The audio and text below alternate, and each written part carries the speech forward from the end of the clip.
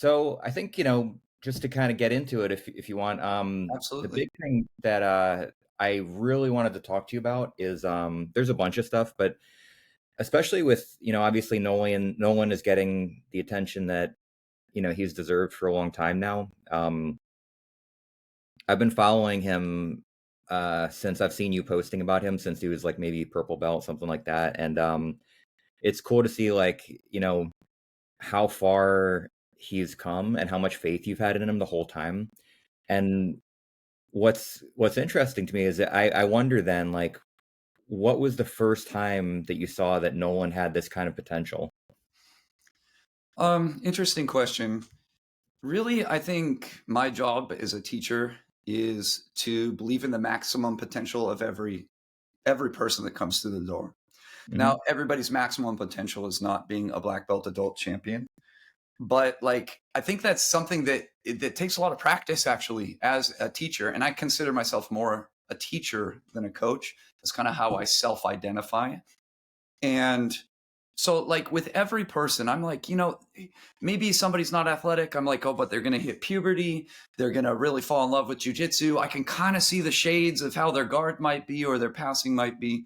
I'm always kind of like that, trying to believe the best potential outcome in somebody and then trying to help them realize it. With Nolan in particular, what stood out was not that he was the most talented white belt kid.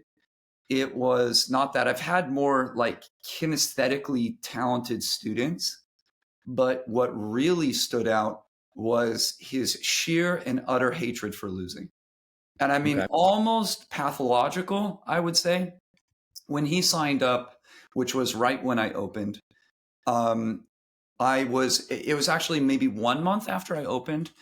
And I had already been announcing to some of the kids who have been training for just a month, we have this tournament coming up in, a couple of weeks. It's an in-house tournament. It's a nice way to get your feet wet. And he signed up. I was kind of Okay. like, no, I'm not talking to you. I was talking to the other people that know what close guard is. And he signed up for that tournament. And I think at the time, I don't really remember because this is a long time ago, I was trying to temper expectations a little bit with the parents and everything. And he Yeah. went in there just with this kind of ferocity not to lose. And we've talked about this a lot. It's not that he cares about winning so much as he hates losing. I And was that going to was ask you when about he that was a kid. distinction. Yeah. He did this little in-house tournament at a Gracie Baja. It was at Gracie Baja Garden Grove, different location that it is now. And um, he took third place. So he won a match. I was surprised that he won. And he Yeah. won with like a double ankle sweep, Okay. which funny enough kind of parallels what I did as a white belt. And he lost in the final. And I was like, oh my gosh, I can't believe you took, I think it was maybe second place. It wasn't third place. It was second place. He lost in the final. And I was Yeah. like, man, you made it to the final. This is like exceeding all expectations. And he was in tears. He really did not like it. He lost to a girl. Okay. We still tease him to this day that it's his real arch rival because as he went to continue competing, he would Yeah. always meet this girl in the finals because back then they combined boys and girls to make more robust divisions. And he just Yeah. would make the finals every one of these kid white belt tournaments and just get beat down by this girl. It was really, He was really. his nemesis. So to kind of circle back to your question, is what stood out is that. And Okay. then over time is the consistency, which stood out. Early on, was obviously he's always been half Brazilian, but he really put that part of him to the side. But he kind of had this curiosity a little bit with kind of the Brazilian culture, not real outward like it is now. He likes soccer, and I think he hated soccer, but I think he actually liked the idea that Brazilians like soccer. So he joined Oh, a okay. soccer team. So there was a time where he was just 1 year where he was playing soccer and doing jujitsu at the same time, but largely consistency. He very much likes his routines and kind of sticks with them for long periods of time. So probably Okay. the consistency and then that ferocity. And that is something that you can teach to a certain degree. There's a little wiggle room with each person with developing that kind of competitive spirit, but some of it is Whether it's genetic or environmental, it doesn't really matter because the environmental thing happens before you get them. It happens in the very early stages of life. So yeah, so one was kind of like maybe develop the consistency. One I kind of got just as part of the package. And then that's kind of like the DNA makeup.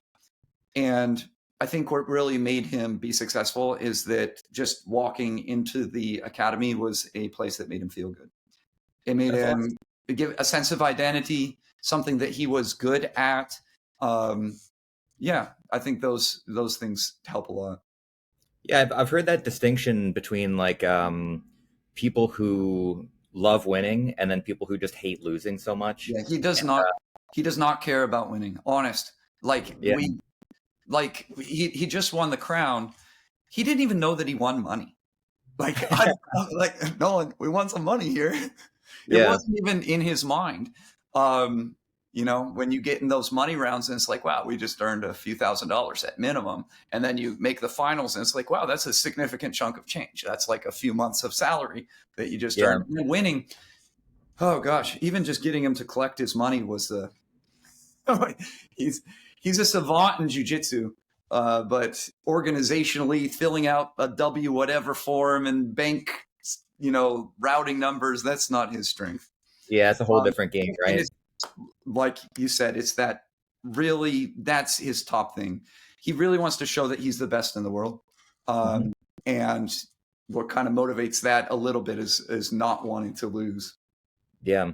Is that like is that a global thing? Like, I can't lose this match? Or is he the kind of person that's like in training, somebody scored an advantage on me, I'm miserable? Like that kind of thing? Definitely the latter. I made a post about this on my social media, that this was intentional, and I think it's actually good. And this is contrary to the advice that you receive all the time, which is hammers need to be practicing being hammers. And hammers should learn it's like a pattern. It's like a learned trait, like just winning all the time.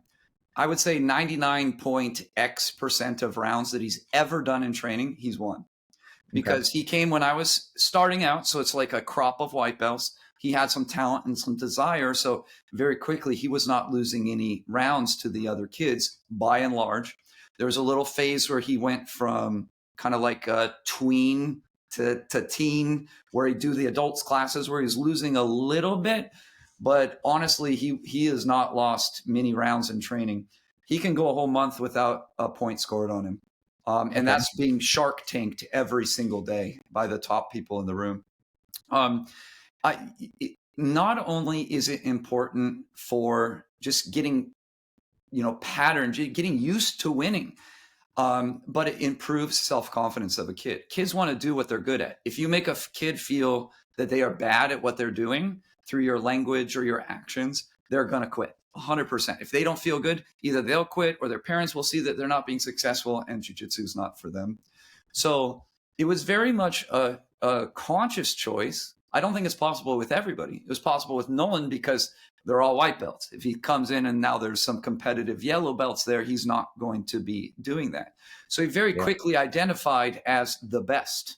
And then when that becomes a little bit of your identity, you work to kind of continue that identity. And that becomes a juggling act because you don't want to wrap their whole identity in winning. But that's kind of the talent or the art of mentoring, which is what I consider what I do a little bit more is mentoring. I'm definitely not doing like assembly line type of stuff. So, I think that kind of covers that aspect of it. I don't think you're going to hear that. You're going to hear, put yourself in bad positions. If somebody scores an advantage that's other than double pulling up, he is pissed off. And I mean upset. Every round that he's ever done has been not like as hard as you can, but it's like a basketball game. When you play basketball in the park, you keep score. You want to win. It's not that like that is unsafe. I think that's like a false association that people make, is that because you're trying that you're placing your training partners at risk or something like this. There's definitely a lot of that in the jiu-jitsu community, but he's definitely trying. If you ever score on him, good luck now. But if you ever score on him, it's he was pissed, and you can see it. He's not pissed at the other person, but he Yeah. is pissed, and you can see it in his body language. Everything. Yeah. He'll storm out the back door and get some fresh air. Well, he's upset that he gave up one advantage off of a near pass or something like this. Does he cope with that pretty well? Like, No. but I mean, like, so for example, for me, I'm 46, right? You and I are about the same age, I think. Mm. And I'm pretty competitive in that way on my own training floor. But then there's also a point where if I let myself get out of control with it, like if I get scored on when I don't feel like I feel like I could have done better and I could have fought the takedown harder or something like that, like there's a balance between like letting it go too far where I wake up at 3 o'clock in the morning and it screws my recovery up and I'm like sitting there chewing on it like, oh, I can't wait. I'm gonna try to, put myself in that same situation on Friday, 3 days from now, and I'm not gonna let that happen again, like where it screws with your recovery, which becomes really important in your 40s. Is it like, does he cope with those kind of things in a way where it's like he's pissed in the moment, but it doesn't mess with his sleep or it doesn't mess with his any It other like doesn't mess with anything as far as like sleep or recovery like this. yeah. Like let's take a more extreme version. Let's say you lose a competition match, which is like way worse than giving up an advantage to Yeah. somebody in training. Really, just kind of a note to set the background. I have tried to teach him how to lose, and it didn't take. I've taught him a lot of things, and there's been a lot of mentorship on how to lose, and none of it took. I mean, there's only so much that you can do as a mentor, and that's okay because that's probably part of the fire that makes him who he is. Yeah. Um, Generally, what I do now and is successful, we've kind of talked about this a little bit. We talked about it with his dad, is that just give him an hour by himself. Don't just let him Yeah. go off, do whatever, kick a trash can, go sulk in the corner. He's not too bad with this aspect. He's not like full Iowa wrestling, like super temper tantrum, but he Yeah. is, especially in the past, especially when it was like hitting purple belt and you're facing those other world-class purple belts in the later rounds and you're taking a hard loss or something like that. It was a little bit even too much for me, but just give them an hour or two, and then it's just like, well, that sucked, Nolan. That'll be the first thing I say to him. Like we're very matter of fact in how he teaches, how I teach. It's just very blunt. It's just like, wow, you really suck defending the stack pass there. And after an hour, that's okay. There'll be some people who are training with him like more recently, so they've been training with him for like 6 months, a year, because we get people who travel from Brazil and whatever that come and train with him, and they always want to go up to him right after and just like, dude, just give him. He doesn't want to hear any of it for just a couple, just a little bit. Let him stew, and then talk when he kind of settles down a little bit. So it's not that I can't approach him. I definitely can. We have that relationship where I can approach him, but it's just best to just let the emotion kind of settle in a little bit and then talk about it afterwards. It's like that old Mike Tyson thing that he used to say about like Gus D'Amato used to say about the fire that people have, where like you have a fire that makes you want to win and keeps you motivated to get up and train hard and not give up points and not accept loss and stuff like that. But then when it gets out of control, it'll burn you up. So I guess maybe for you as a mentor, it's finding a way to like work around the athlete where you can recognize when it's getting out of control. But I never feel it affected his training any one way or the other.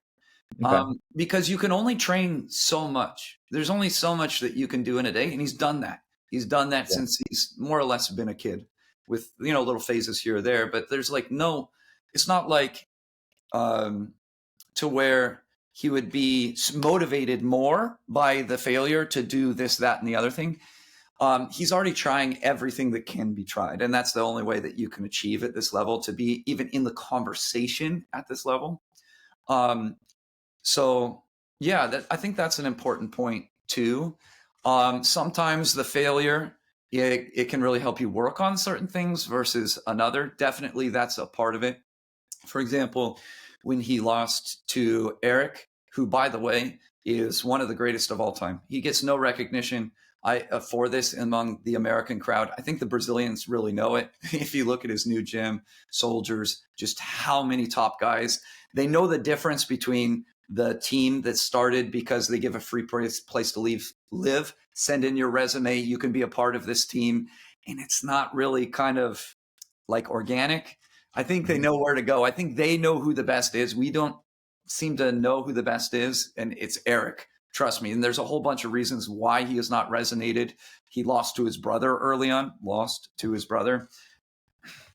and that kind of interfered with his legacy. But anyways, so Eric beat him for the first time at Brazilian Nationals in the finals.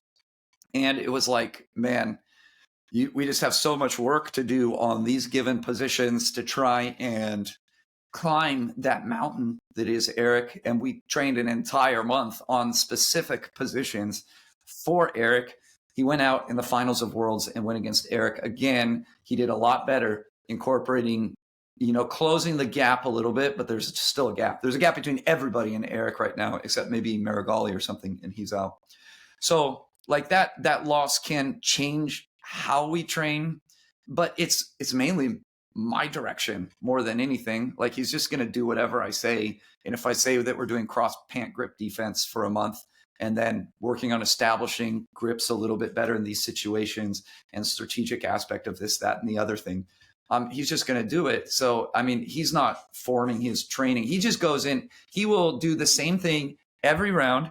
He will get collar and sleeve, and he will omoplata you, or overhead sweep you, or de la Hivac sweep. That's what he's just going to do on his own. So we need to place him in certain positions that are, that he needs for these specific opponents on the positions they're going to put him in. So this kind of just gives a roundabout discussion on, like, how does loss or failure motivate? I don't think, he just gets pissed off. That's it. Yeah. He's pissed off. It's not like super unhealthy. Like, it doesn't like cross that line, but it's a little uncomfortable. Like, some of the other not well-known but tough people at our gym have paid in full for Nolan's victories. They feel like a part of them is going out because Nolan has sucked that soul out of them with his face crank knee slice pass or something like this over and over again. Yeah, like was it Shang Tsung in Mortal Kombat? Oh man, I played Street Fighter, not Mortal Kombat. I mean, yeah, exactly. Like he steals the souls and then it fuels his power, kind of thing, or like the Highlander. Yeah, it's not fun to roll with him. There's definitely no flow rolling. He does not know how to flow roll. Yeah, I mean, he knows how to flow roll. If he's rolling with a teenage girl, he's still not going to give up a point, mind you. He'll let you recover. He's going to stand on your back. He's going to do all sorts of things, but he's not going to let you score, which is the exact same way that I roll. I'm not going to let you score. I'm going to let you recover so we can get better training out of this. If I pass your guard, you're recovering. If I take your back, you're going to recover. It's always neutral positions, neutral positions, neutral positions. So there's a way to roll nice where you're still getting a lot out of it, but you're still more or less trying every single round. Yeah. So you're keeping the shape of the point structure in your mind while you're rolling. Oh, yes. But you're just reducing intensity, allowing some recovery from certain positions. So that's your version of like toning it down a little bit so people can get into the game. He doesn't put himself in bad positions. Which is this is kind of my philosophy. No bad positions. If you take the classic advice of, hey, coach, how do I get out of a triangle? Coach says what? Put yourself in a triangle, work on getting out of it. No, that's not what most coaches say. I think that's good advice too. But most coaches are like, don't get in it. Like that type of thing. That's like so a cliche almost. Say that again. It's been so long since I've heard anybody say that, though. Like, it just seems like such a dumb thing to say that I haven't heard. I mean, I'm sure people still say it, but it's just, I don't know. In my experience, it's actually almost borderline cliche, but we could be coming from different backgrounds and things like that. But basically, his jiu-jitsu is the follow through, the logical extension of this. He's awful in dominant positions like mounts in side control. He's terrible from bottom side control, but it doesn't freaking matter because you won't get there. And if you do, great, you deserve to win. So Yeah, putting himself in bad positions is like pulling teeth. It's like awful. In bad positions, like right now, we're doing double underhooks defense. That's our concept of what a bad position is. It starts way earlier than like side control, for example, to take it to its extreme, or starting from a stack position, seeing if you can recover. We start right where in the conversion of where they're trying to get from neutral to dominant, where they start to get that a little initiative. Maybe Yeah. we go a little bit more, but not all that much. It's all about neutral positions and keeping it neutral, which is why I was talking about how we roll, which is like you pass the guard, you let him recover. You take the back, you sweep to the mount, you let him recover. There's no sort of dominant or neutral in that. His entire game unfolded where he wasn't really finishing anybody until I don't know. He was finishing the cannon fodder. So the cannon fodder get finished because you're not on the same level as him. But as it gets into the later rounds and you're getting into that elite talent, he wasn't really finishing people until maybe brown belt and even early black belt. It's the last piece of the puzzle, truly the last piece. And I think people, when they teach it the other way around. They teach the last piece first and maybe work backwards. Like maybe somebody's first lesson is Americana from the mount or a rear naked choke from the back or something like this. This isn't really how I approach jiu-jitsu. It's always neutral positions first. I forget how I got on this subject, and there was a couple of different parts about what you said earlier, and I forget them.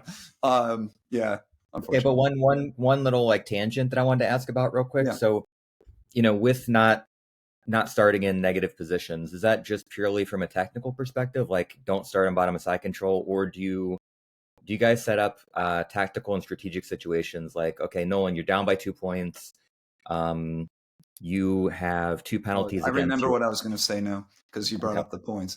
The answer is generally no. We will talk about them, and then we talk about like strategic things like this. We do typically a video analysis every class. Not always, but maybe 80% of the time, every class includes a video analysis. And the video analysis is not technical necessarily. If there's a technical component, we talk about that if that's what interests me. But a large part of what interests me is the strategic component.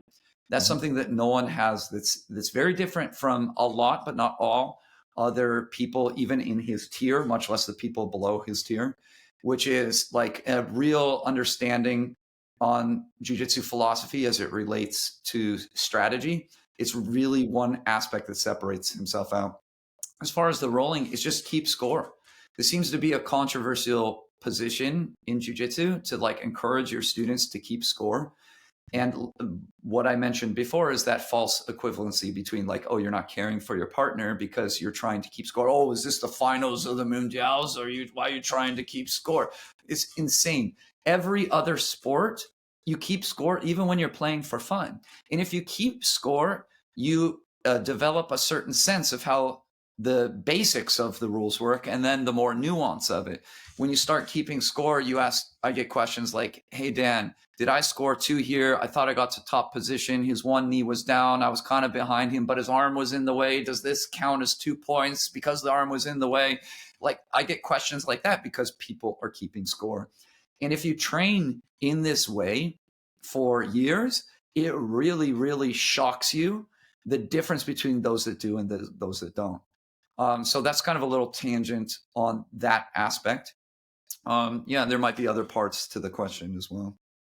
No, I mean that was kind of more like when you were saying just focusing more on neutral positions and not on like negative positions and recovering from like side control and stuff like that.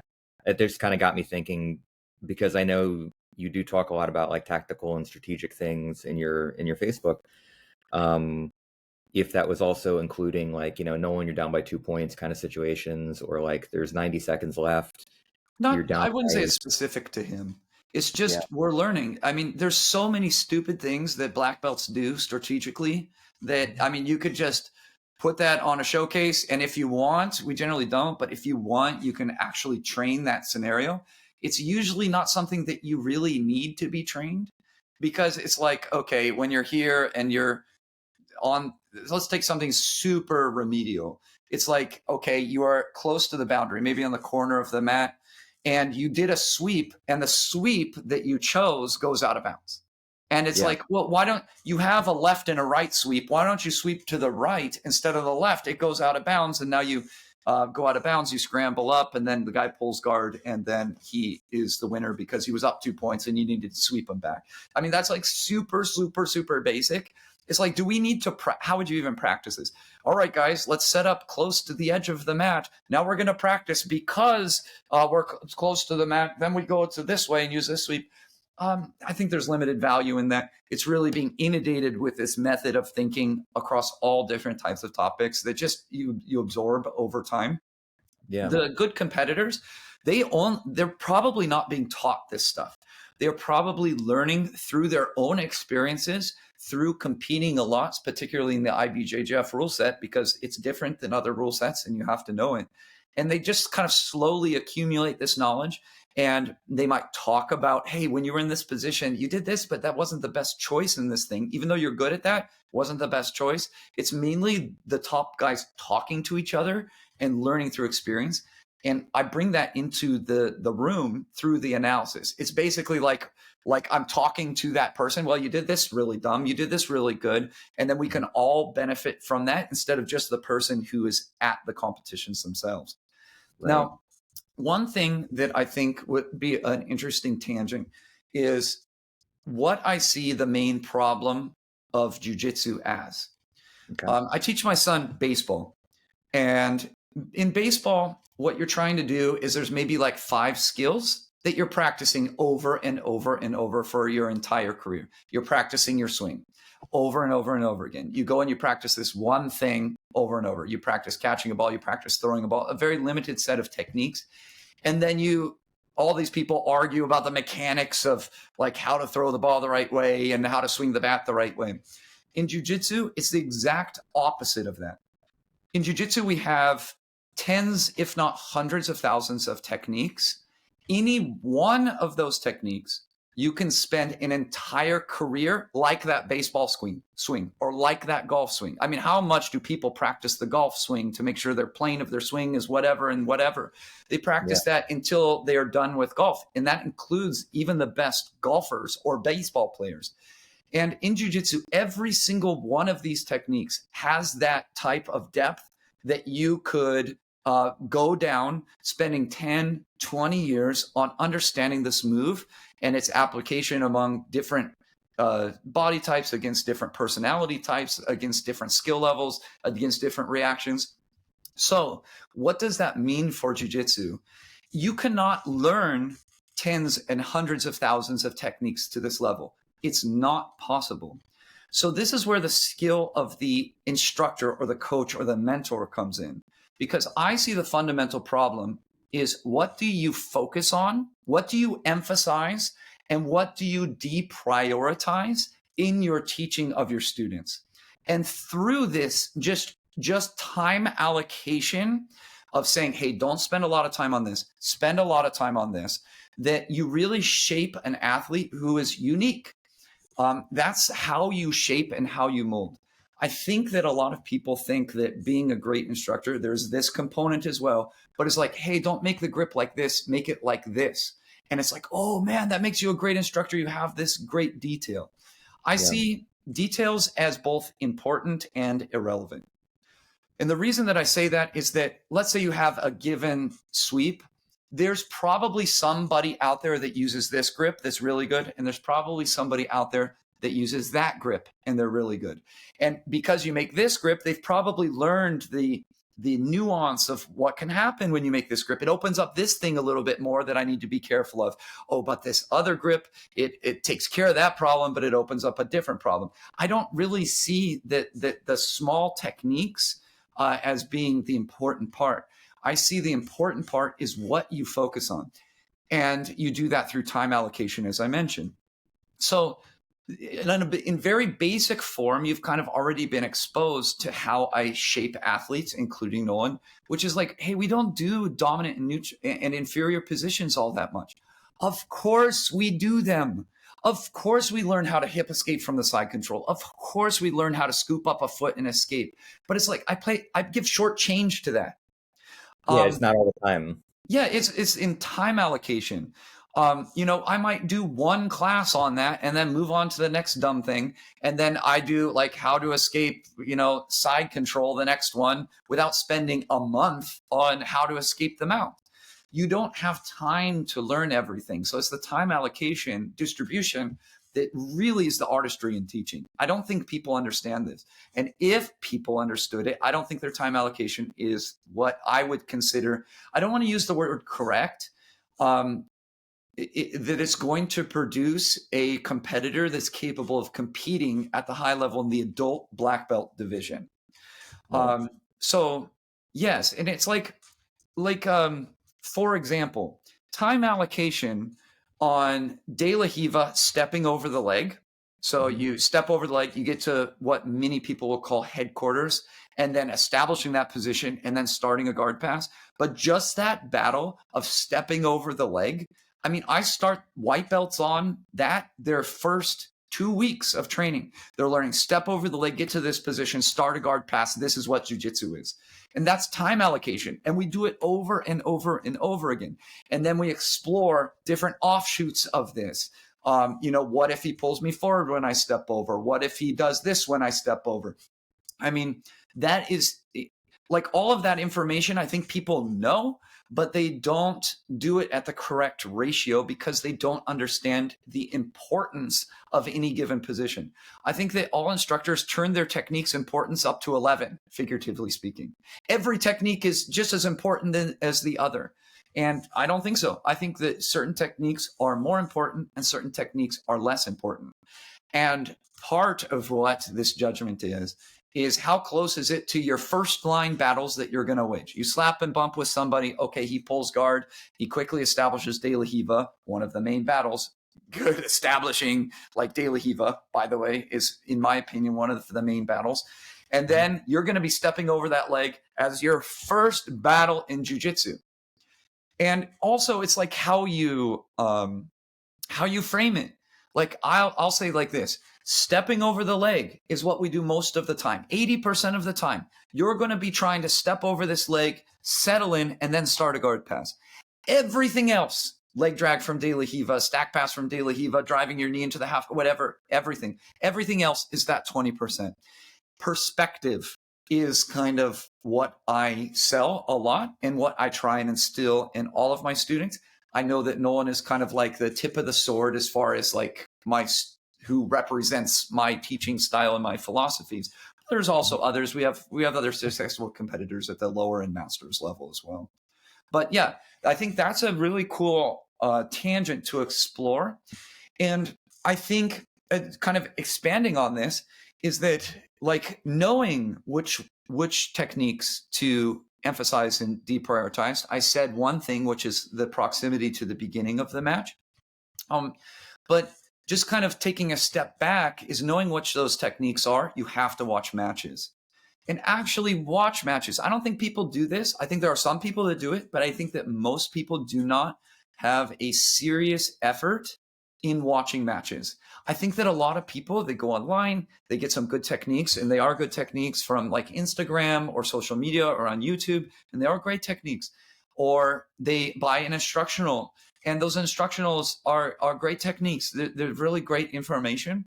And like, I like that people do that, but you miss the forest through the trees when you're not doing the most important thing, which is watch. When you watch matches, you quickly gain perspective on what's important and what's not important. When I analyze a match, this is like one famous thing that I do in my class, famous within our own academy, not really famous, is that once we're out of neutral positions, all I do in the match analysis is I hit that forward button and go skip, just to make sure the world is right. And when you're up 3-0 at the higher level, that's a win. Almost always, not always. I know you can find examples of where like Homolobahao came back when he was down 6-0, but that does not constitute the main course. It constitutes the unique edge case. And that type of perspective just comes from tons and tons of matches. Your side control defense is not going to win you this match.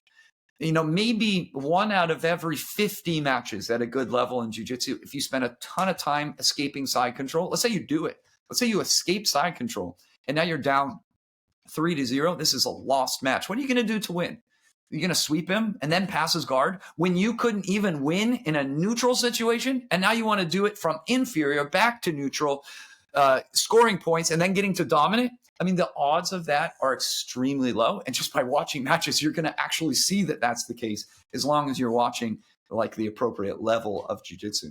So watching matches is something that I think that people don't do. And I think that if people watched more matches, that a lot of the problems that I see in American jiu-jitsu, which we are not doing well as a nation. We have like maybe 12 or 13 in the top 100.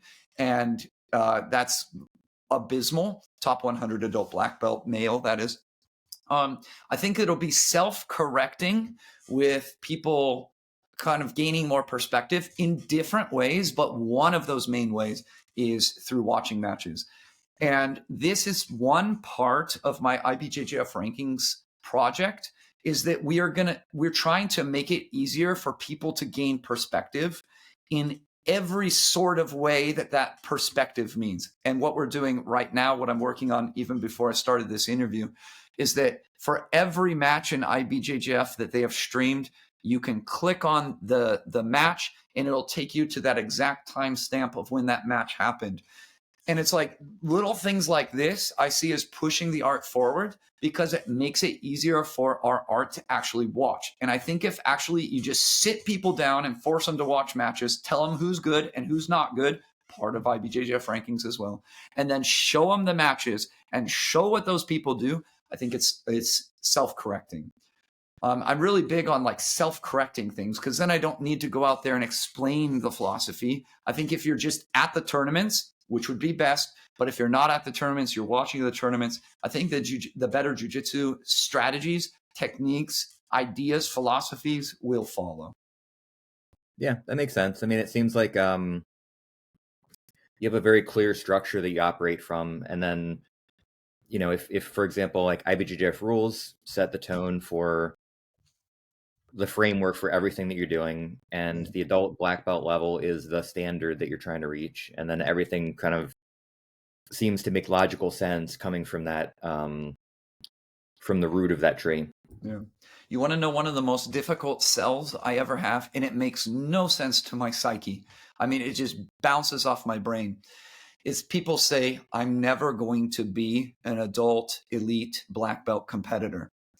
This is like the biggest rebuttal I get. I get it almost every day. I want to say maybe like once every 3 days. Let's go conservative.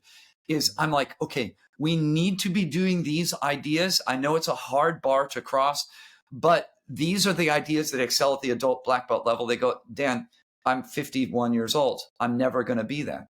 And it's actually very tricky to say, hey, if you shoot for the moon, you land among the stars. Whatever level that you're at, it's going to be augmented by these better philosophies, root level philosophies, which then inform strategies, which then inform techniques. It's kind of like from that root on up, or as you were saying, like top on down. That's a tough one to me because it's not how I think. That Masters 4 purple belt can definitely benefit from, studying what is going on at the high level. You still study like how the MLB teams do double cuts to understand how double cuts work in baseball. And you study Magnus Carlsen in chess to see which types of openings and middle game and how he uses the in game. You're still studying the greats to become the best version of what you can possibly be. And it runs. It's all like, I'm sorry, go ahead. No. Go ahead, interject. I was going to say, that just comes back to the time allocation that we were talking about earlier, where like, you might have that Masters 4 purple belt who says they're never going to be black belt world champion. So why worry about what the black belt world champions are doing? But if they're just spending like, the majority of their time focusing on these things, there's still room for the stuff that they want to explore that has nothing to do with that. Like the, octopus guard or, deep half or something like that. Like, it's not that it only has to be De La Riva or collar and sleeve. It's that, there's a bulk of your training time, and then there's little branches that, like, people explore that stuff because Yes, it keeps you them of motivated. course need to explore. You need to Yeah. know everything to be able to do a few things. That's a universal truth, like those 10, 100,000 techniques, whatever they are, who knows. You need to know a little bit about each one of those things, because as you try and do your one thing, you're going to start to drift off the line a little bit, and to nudge it back. You never know how you're going to drift away from that. It could be this, it could be that thing. There's so many things that the human body can do that different teams will do. And like, you need to know what those things are. You need to know, like, K-guard, even if you're not like a K-guard guy, because as you're passing, he could go under your leg and try and throw the leg over. Yeah. I had But there's something like to say. I forget what it was. but there's Relative to also like motivation stuff too, right? Because like like using octopus guard as an example, right? So like, right. that's sort of making its rounds online, and I've seen some examples and small examples in competition, and I know a lot of people that are working on that right now. And it's not something that you'll see often at all at top level black belt Yeah. adult competition, So but it's fun. probably, I think the person as of this filming here that's kind of propagating the octopus guard is Adam Orzinski. We agree? He has Yeah, Craig Jones, Adam Wardzinski. yeah, there's a couple, but I think Adam is super popular, has a really strong following, has that kind of marketing engine of BJJ fanatics behind him. And this is kind of goes to the heart. I have nothing wrong with octopus guard. Octopus guard can be an effective position that's really annoying to deal with. There's no debate about that. And you could forge a path forward that's kind of unique to yourself, that says, I'm going to charge forward to the elite levels of this sport using this. I mean, but that is very, very difficult to carve a unique path. People underestimate how difficult it is to do one system on a diverse array of elite adult black belt competitors. Just how long you need to be persistent with that idea. And when you're making your own path, you're adding so much more difficulty to achieving at that level, because there's going to be some things that you need to discover about the position that nobody else knows. So with that said, I have nothing against octopus guard whatsoever. I think it's a really fascinating position, annoying when you're in it. So I think that this is the case in point of why you should watch matches and not do instructional videos. Because if you have Adam or whoever with an octopus instructional, and there's really great techniques and information out of it, and then you put on an Adam Warzinski match, and you're like, well, where's the octopus? I'm sure we can dig up some matches, 1-2 matches where he's done the octopus position. But by and large, Adam is doing one thing on top. He's doing 2 things on bottom, 3 things, let's say. On bottom, he's doing the butterfly hook sweep over the top belt grip, shin on shin, convert to half butterfly sweep. That's his primary. Secondary is the single X, and his tertiary is the dummy sweeps. That's what he's doing. There's nothing else. You don't need to buy an instructional video on it, really. Just watch what he's doing and then just practice that. That kind of blows people's mind a little bit. And you will find that even in his own game, the octopus guard, though it might be, D game or something like this, it's not the main dish of what Adam brings to the table. So yeah, watching matches. Going back to what you were saying about what we were talking about that person that says, I'm never going to be that. And you were saying, well, there is room to like explore. That was kind of your main point. Like, we can still develop this nexus and then explore octopus. We can explore deep half. That's kind of what my point with the octopus was, is that it's just like a proxy for like the things that are the small branches that are not the main trunk of the tree, that are still like motivational, fun, interesting to explore and tinker with. Part of the difficulty I have is because it starts with philosophy. What is your philosophy of jiu-jitsu? And the philosophy is often at odds with stereotypical masters or big guy or little guy jiu-jitsu. And that's where I run into it. One of my adult masters black belt competitors who does all the tournaments, I say you cannot be on your knees in the open guard. It's just not. Is that that guy Matt? Is that that guy Matt? Yeah, that's Matt. Matt. Yeah, Matt, the man, the myth, the legend, Matt Grant, Master 7 competitor. He's like, no, I teach any move from open guard where the guy is standing. He'll just be like, nobody in my division stands up. They're all on their knees, which is true. I mean, like most of those people are on their knees. But I keep having this point of good jiu-jitsu underpinned with good philosophy is going to trickle up. It already is. It's not going to. It already is. It's trickling up the Masters categories. The bell curves on Master 6, Master 7, they're very small. So whatever those little bunch of competitors are doing, those 60 competitors, all weights, those 60 competitors are doing is what is going to define the division. But it's kind of like a low-hanging fruit. Whoever wants to go up and pick that fruit and do distance management, whoever wants to go and learn how and when you can go on your knees, which going on your knees is not inherently bad. You just can't do it while you're sitting in front of the guy.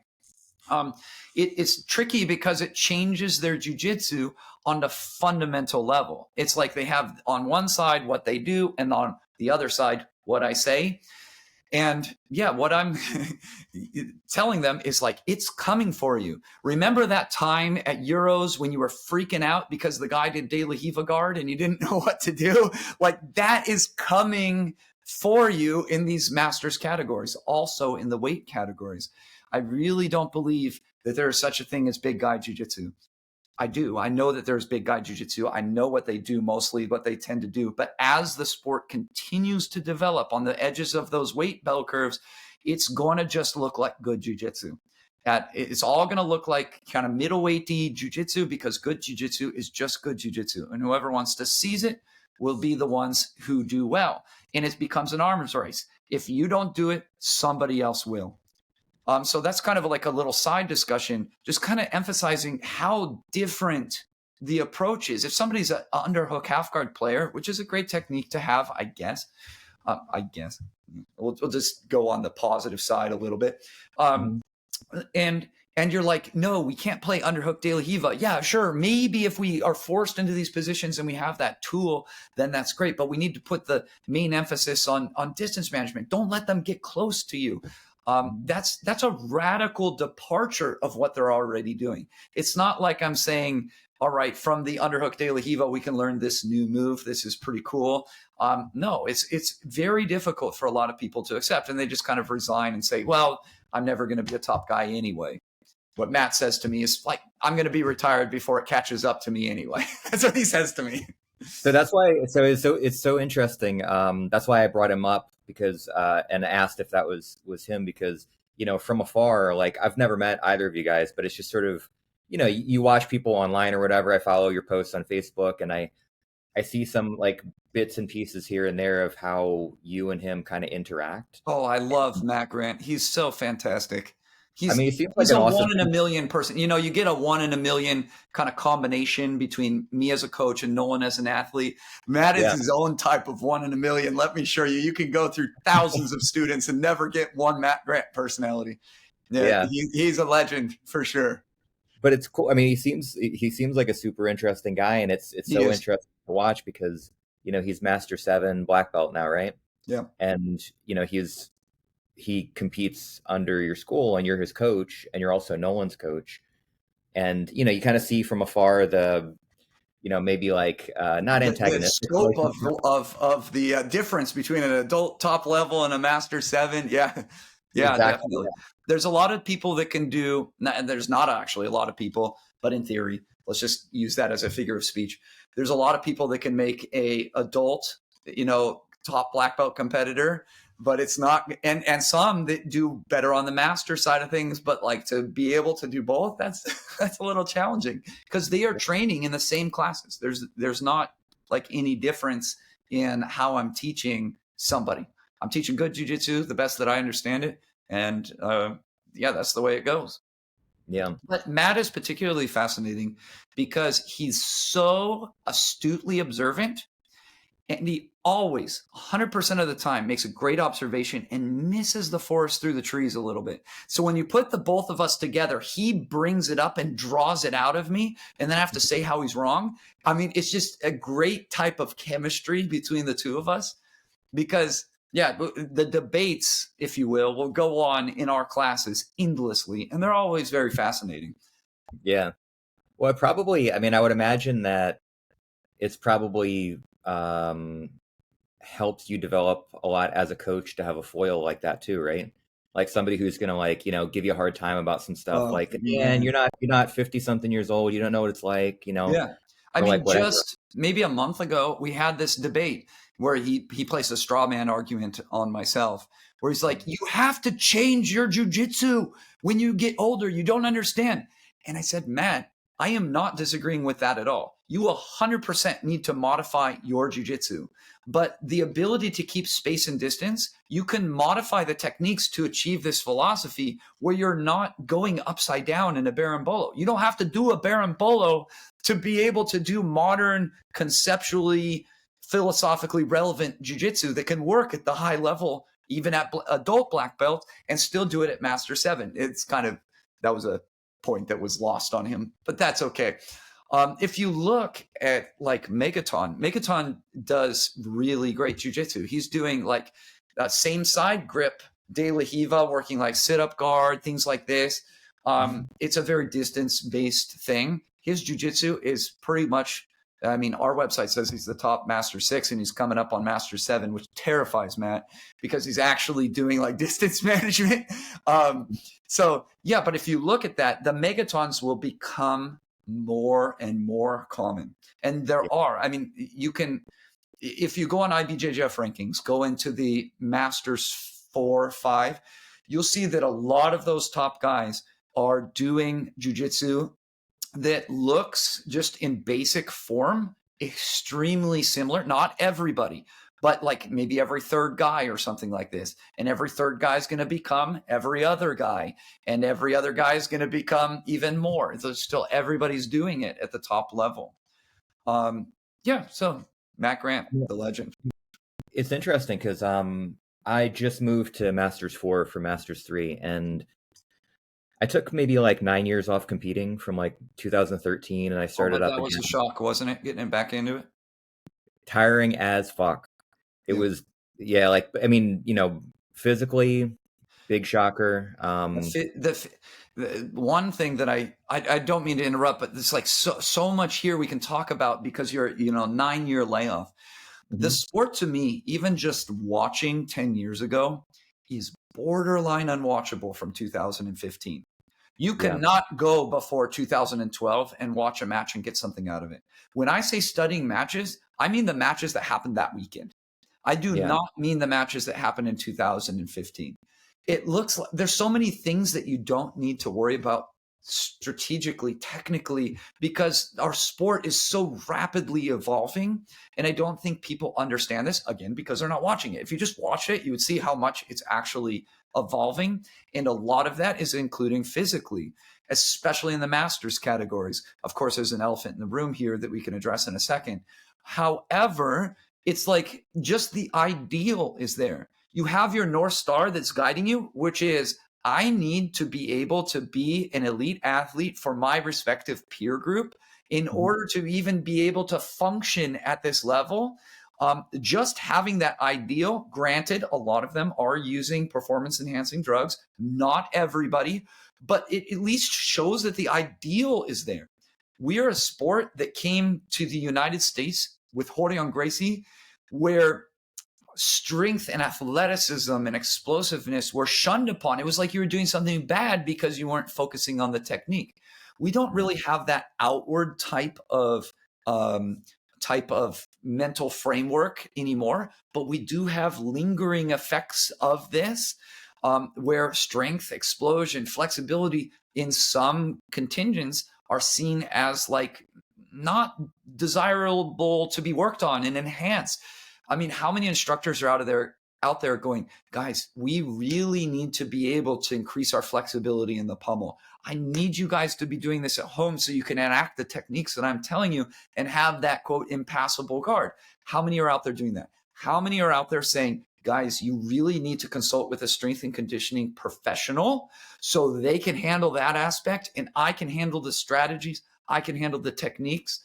I mean, not a lot are, but there are more. So the fact that you're like, oh my gosh, the physicality in these matches after 9 years, that reflects the development of the sport as a whole. Because I don't think that people understand how much everything, including physicality, changes.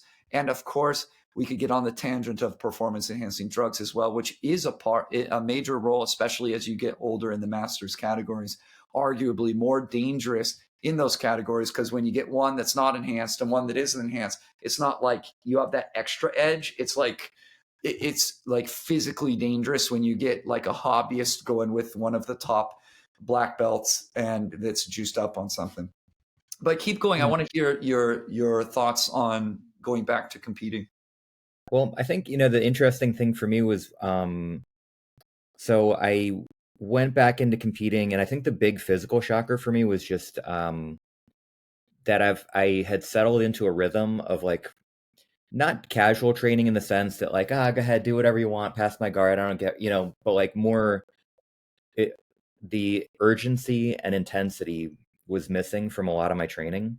And so when I competed, there was a bit of like adrenaline dump and the shock of like just the stress of not being used to that anymore. And that was part of the physical problem. But it was also just the lack of intensity. And so like once I got my first tournament out of the way, I had a better sense of like, okay, this is how I need to train in order to replicate that feeling, to get used to it. And then every tournament since then has been better because I'm able to recreate that. Like the physical thing is not really a problem anymore. But it was interesting as far as technique goes, because the last tournament at black belt that I had done in 2013 was no-gi pans. And then I didn't really do anything, maybe like one match between 2013 and 2022. And so when I went back to it and I started scouting my division, I saw people who were doing pretty different jiu-jitsu in Masters 3 than I remember being the case in Masters 1 back in 2013. And it's like you said, where like I think back then, if I had looked at the Masters 3 division, I probably would have seen something closer to like, the stereotype of like full half guard.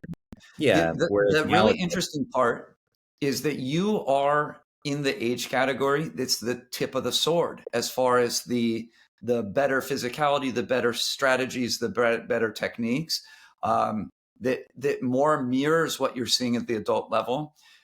It's right at that Masters 3, going into like Masters 3, Masters 4, where you're really seeing it a lot more commonly.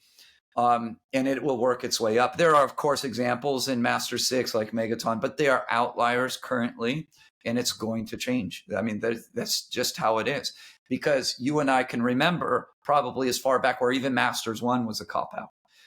And that's not true now.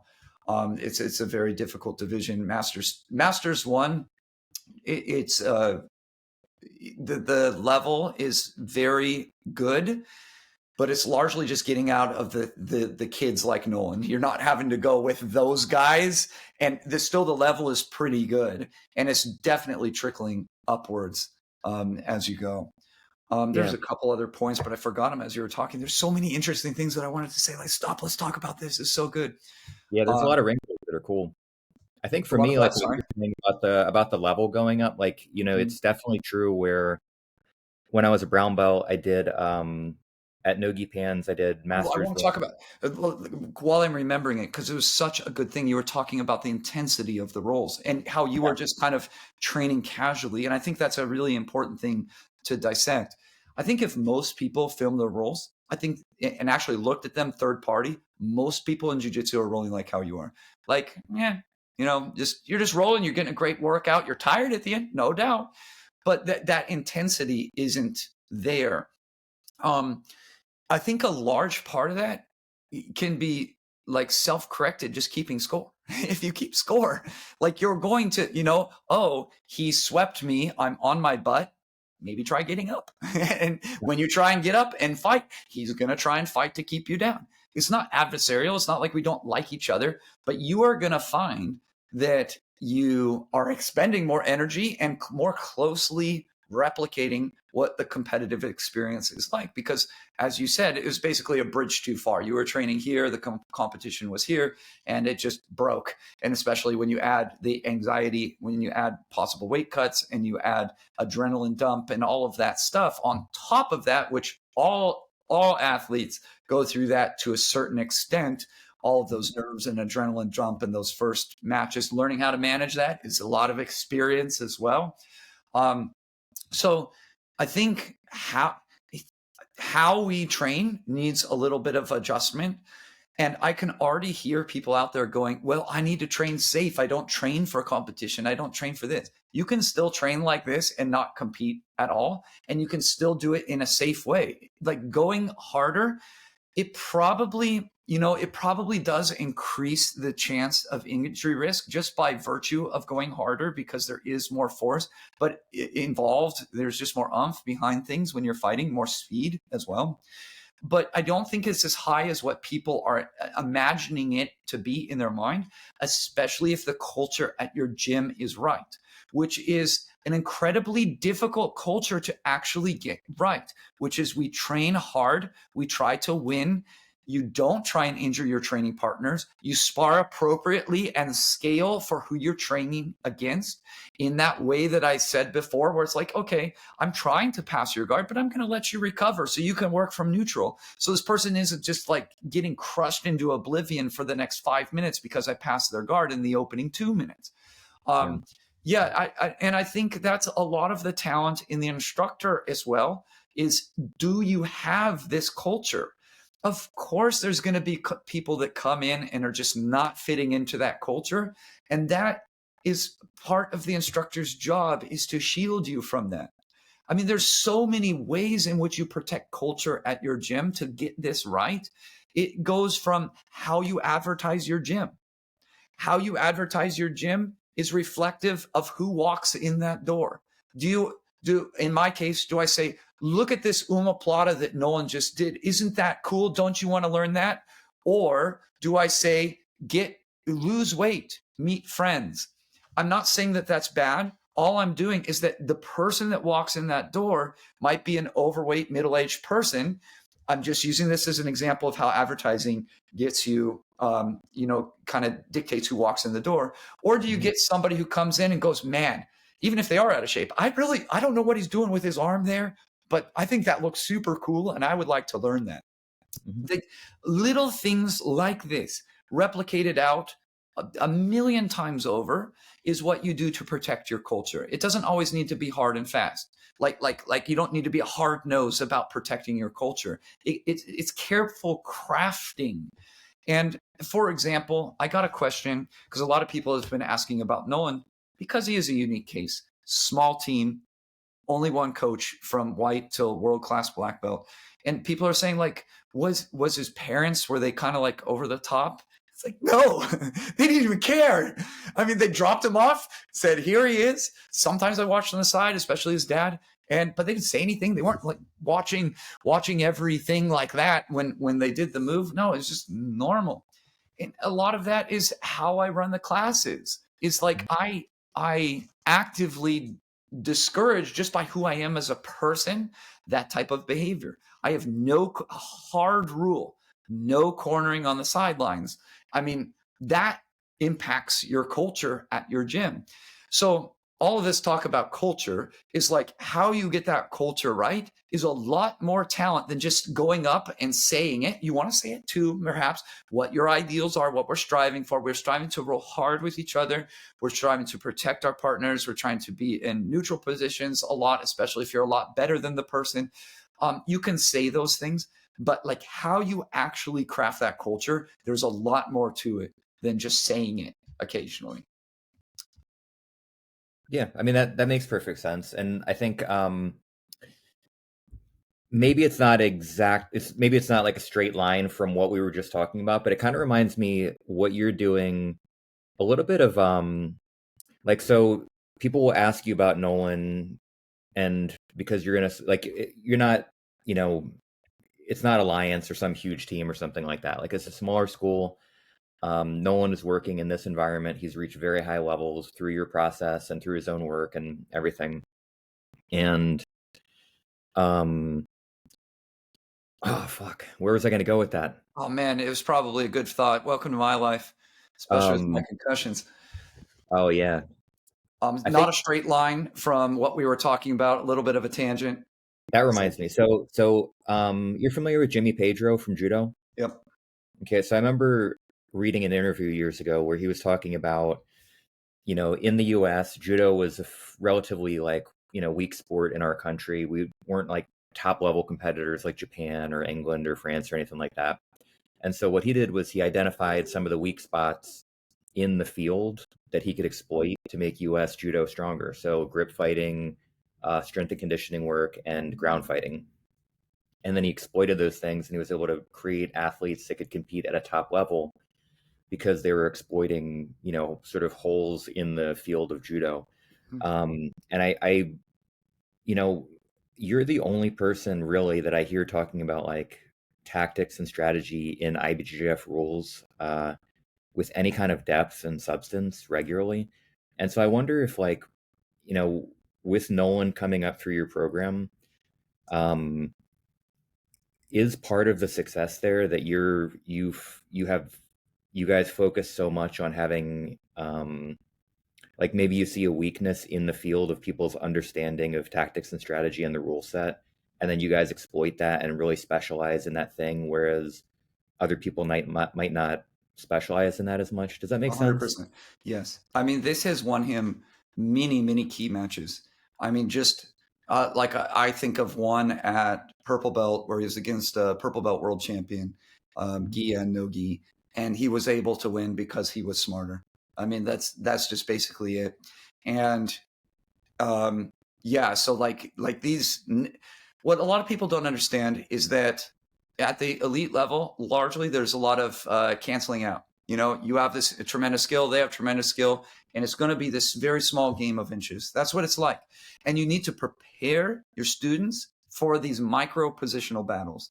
It's not just pass the guard. It's not just sweep. Like what's in between a sweep and a guard pass and everything? Those micro little positional battles. I gave the example of one of my, if not the most important ones, stepping over the leg versus De La Hiva.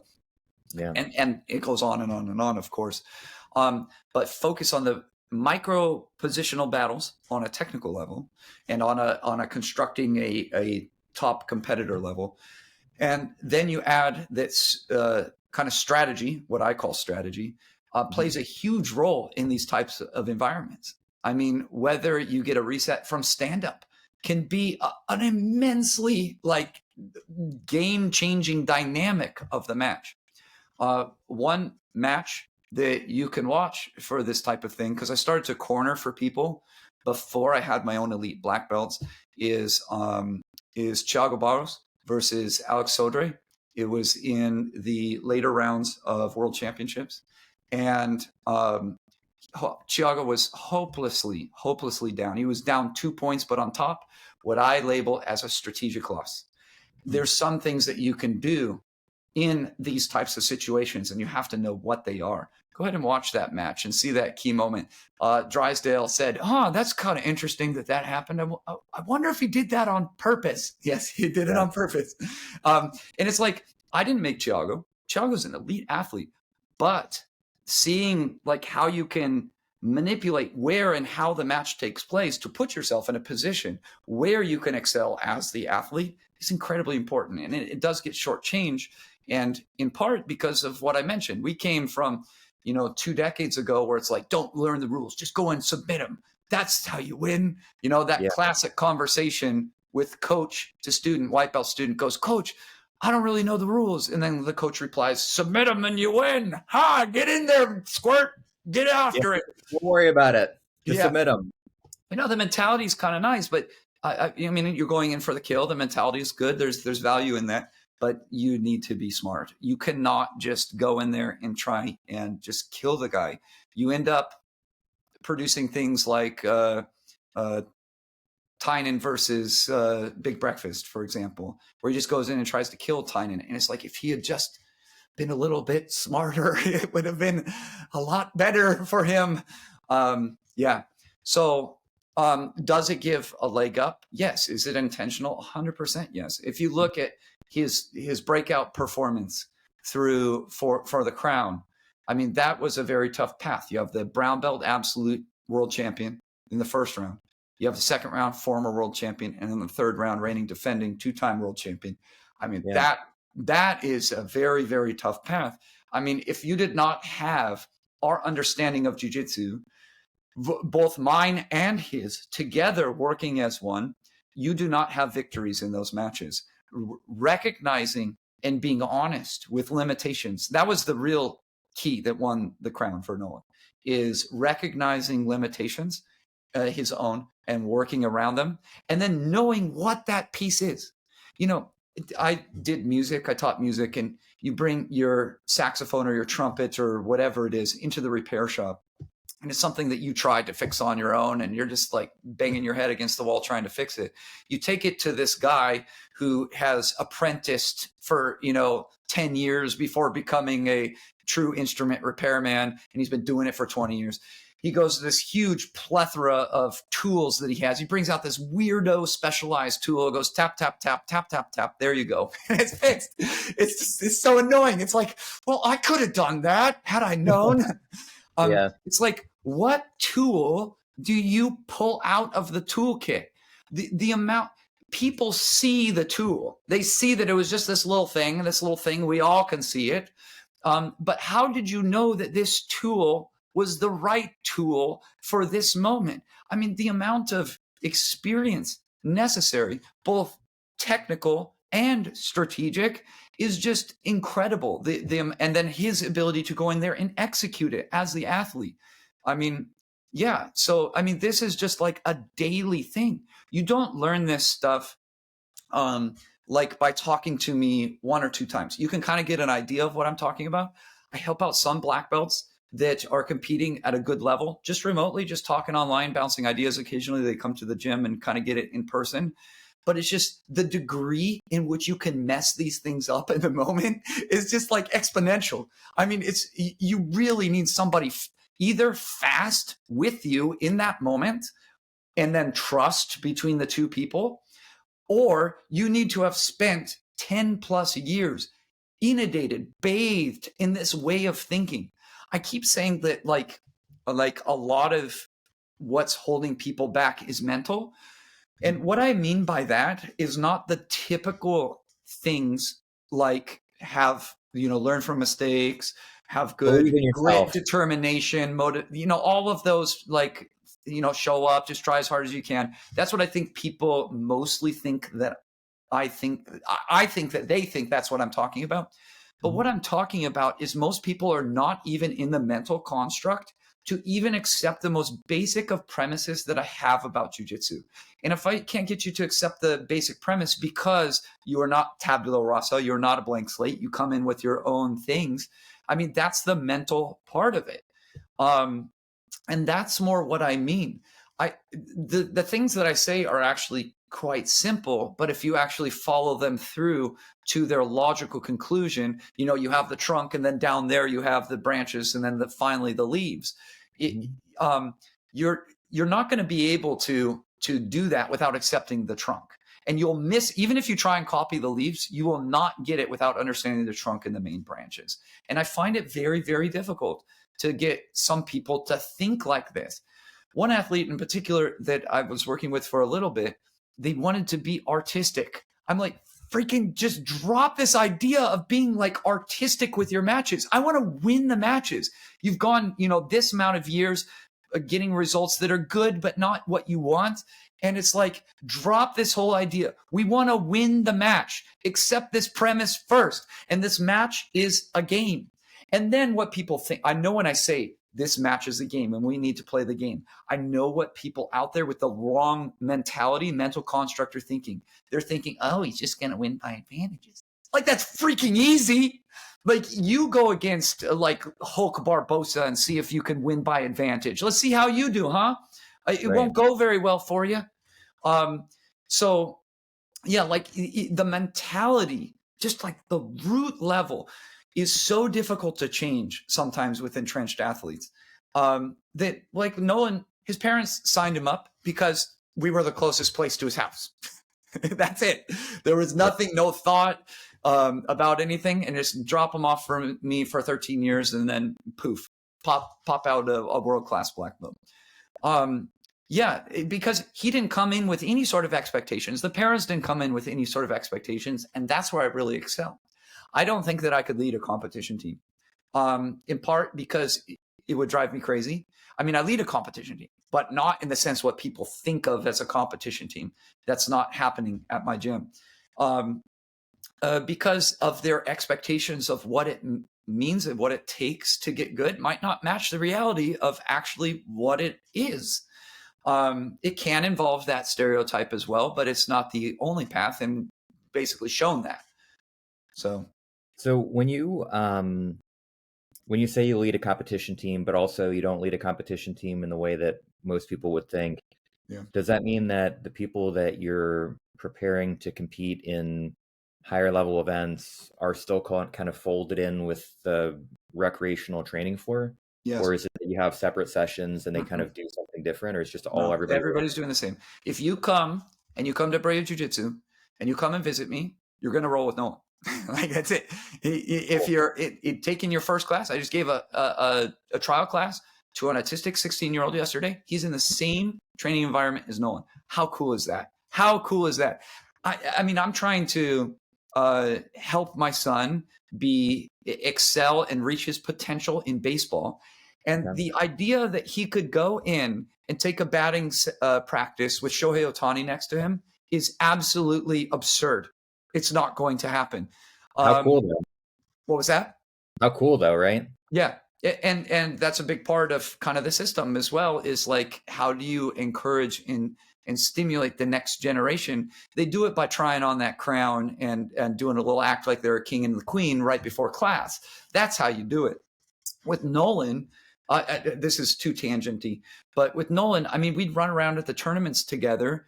We had studied who was who, picture up on the, for the class, kids class. Who's this? I say Adam Warzinski, which of course the kids call him Adam Wazowski. And then I'm like, who's this? And they'll go, it's Tynan Dalpra. And they call him Tiny Dolphin, whatever. Okay.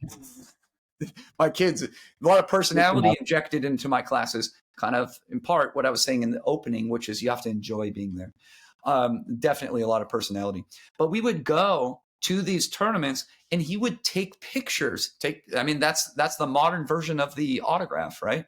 Is he'd take pictures with all of these people. I'd be, no, you got to get a picture with this guy. This guy's so good. And he's like, oh my gosh, I just took a picture. I know him and now I'm watching him.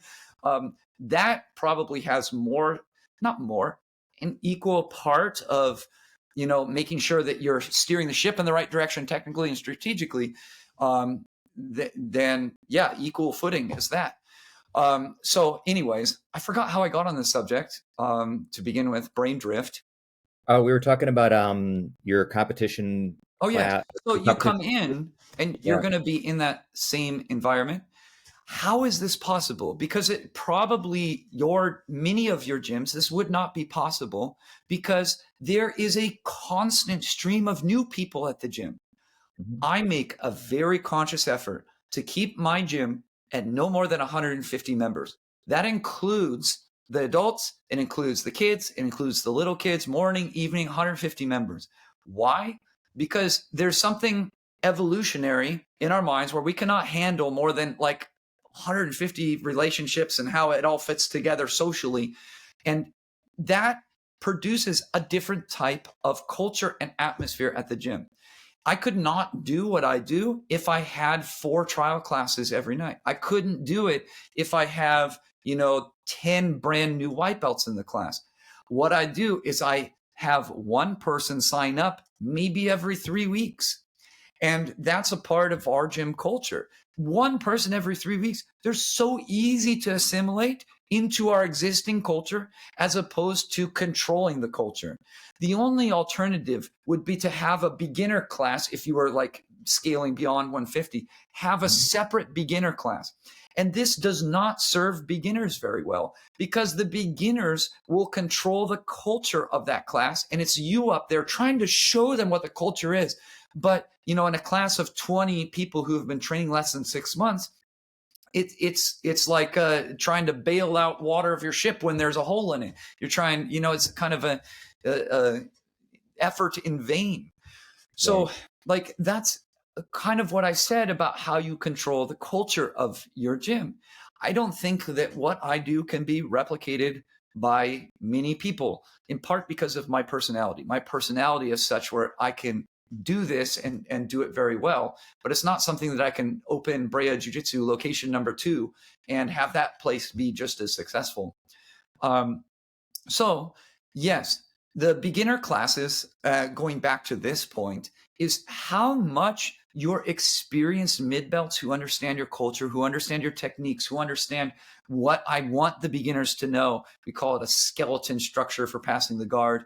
Basically, stand and open the guard, step over the leg de la Hiva, start a knee slice, and pass with a knee slice. I don't even care about the details. Use whatever knee slice you want. Do a stupid underhook that's way unlikely to get in against anybody good right off that scenario. I don't care. I care about that general hierarchy. And I have my purple belts, my brown belts, my black belts.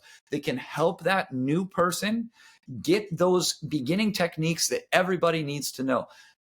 Every beginning person gets that skeleton structure on top. Every beginning person, they start off maybe their 3rd day or something learning De La Hiva X. Like how many people on this planet are teaching their kids or their new students De La Hiva X like their first week, or just De La Hiva their first week? Probably nobody. What happens is you get a very talented crop of white belts because they've been mentored by me steering the ship. They've been mentored by the person that they're partnered with, which helps them understand my radical ideas, because the amount of radical ideas, if I just posted them on Reddit, for example, it would just be trashed as wrong. But and I'm okay with people thinking that. That's fine. And at the end of the day, you get to make your students the way that you want. I get to make my students the way that I want. And we get to enter the competition and we get to see who produces the truly elite of this sport. And yeah, that's the way I see it. And maybe their ways is right. Maybe they can produce somebody that's elite as well. Although if you actually look at the reality of the situation, how few people are serving Americans. I know there are gyms in America that are serving Brazilians who come here after they are good, but how many people are serving an American child who comes into the academy and making them world class is very, very small. There's almost nobody. You can count them maybe on one hand, the amount of people that are doing this. So part of that is like that I don't segregate out the classes by different levels. And a lot of that enables it is how I run the gym, which ties into that gym culture idea that I was talking about before. Yeah. And then I think, what you were saying about like maybe one new person every 3 weeks signing up kind of makes it easy to, like you said, you can assimilate them into the culture much easier than if you had 18 people a month signing up or something like that. 100%.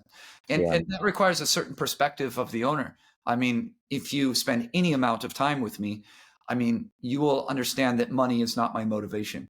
Obviously, money is nice. More money is good, but I don't care about any of that.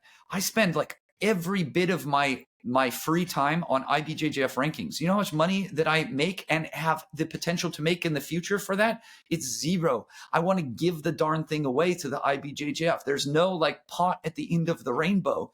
It's just how I think. And funny enough, this is rubbed off on Nolan a little bit too. It's so amazing. The similarities of the attitudes that we have about everything. It's freakish because I'm not sitting here lecturing him. I'm just living my life and I'm just me in class. The me that you get when I run a child's class is the same me that you get in the adults class. I'm just me. It's the same as off the mat. You see me at the supermarket. I am just me. There's no work me. There's no polished me. It's just goofy old me all the time. Anyways, Lost a train of thought again. It's okay. I mean, it's, it all kind of seems like it's circling somewhere around that like tree trunk branches kind of theme of you know IBJJF rule set, developing kids, Nolan. So it's interesting. One thing you said about some of the resistance that you get from people, All the uh, time. especially with like the point stuff, where I know what you're talking about when, like, I think when you and I were coming up, like earlier, like white belt, blue belt, purple belt, like that generation, when people would talk about points, there was kind of a stink to it. Yes. Like points, advantages, like as if it's just you're just gaming it. You're probably just going to stall or get an advantage and then stall Yeah. for the match. Like if you even mention points, it seemed like there was that kind of You and I tone. understand the depth and the history of that attitude more Yeah. than the people that are competing today.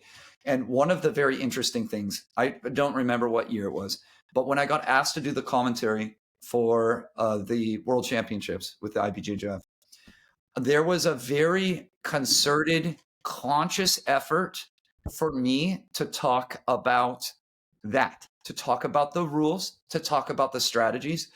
And because Sean Williams, who I did the commentary with, but his angle was always technical.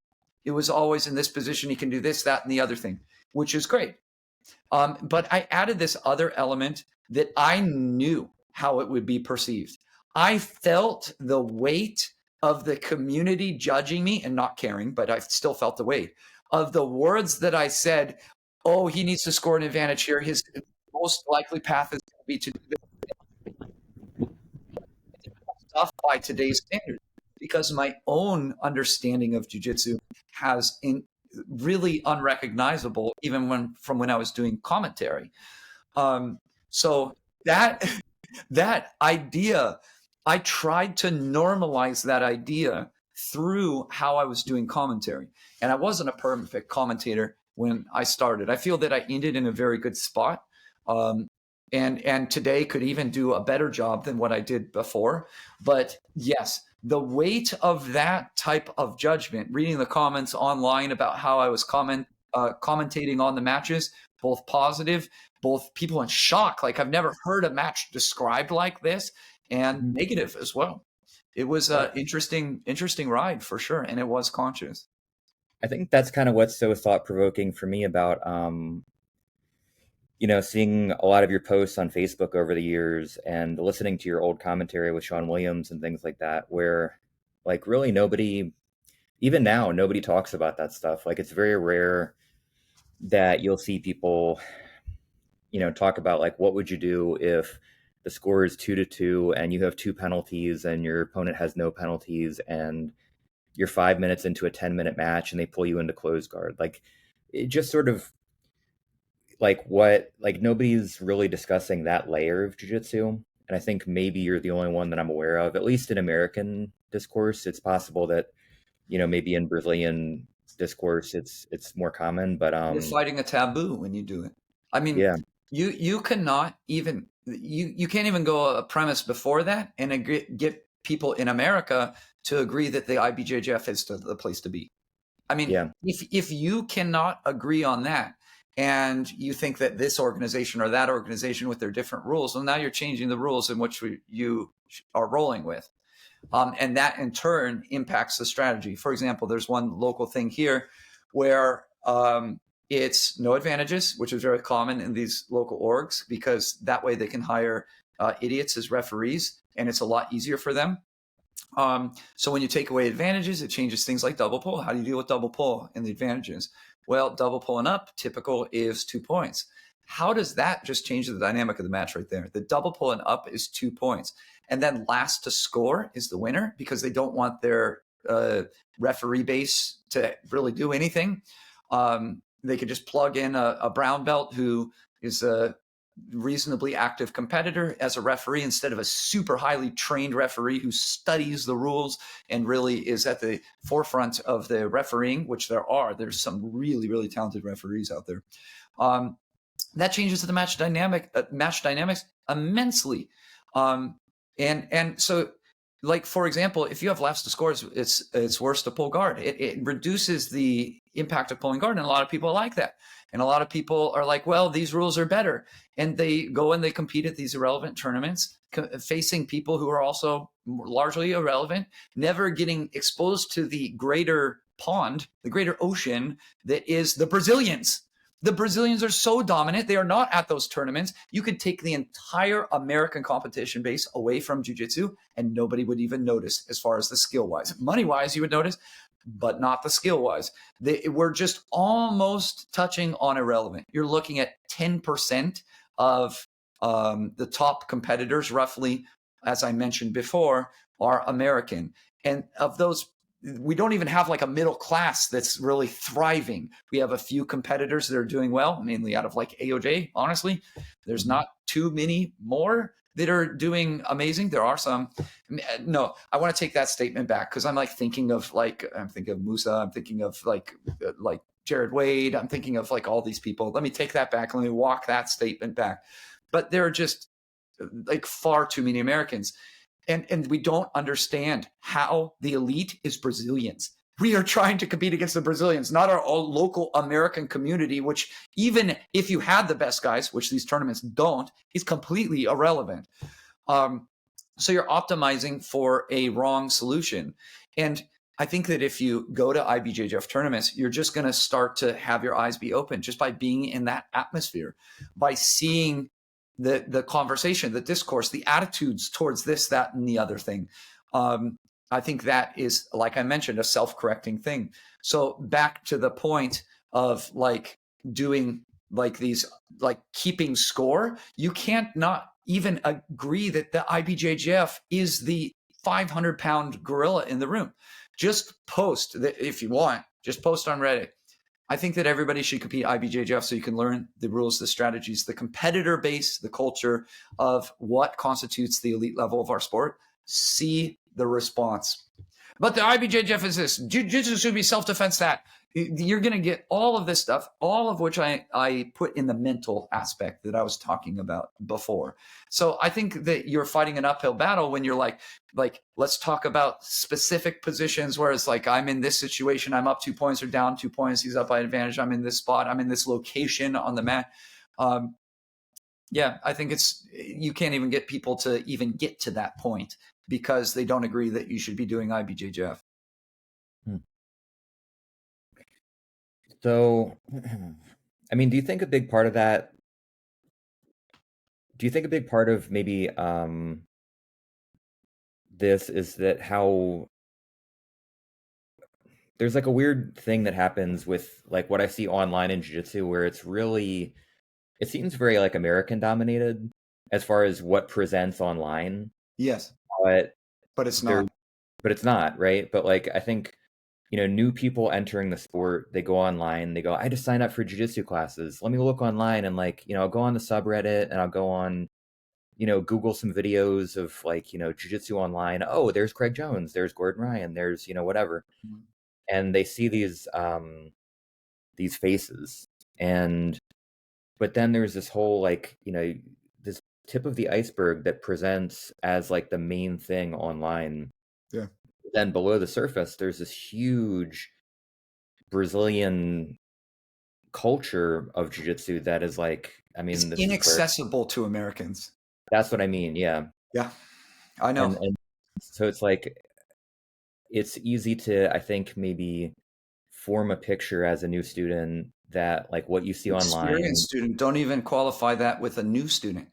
These are experienced people with 6, 7, 8 years of jiu-jitsu, black belts that are just shut out from an entire world. It's incredible. And that is one of the motivations behind doing IBJJF rankings. IBJJF's ranking system is completely nonsense. So if you had a ranking system that actually shows the skill of the competitors, you're going to see how many of those are Brazilian. Go on IBJJF rankings right now.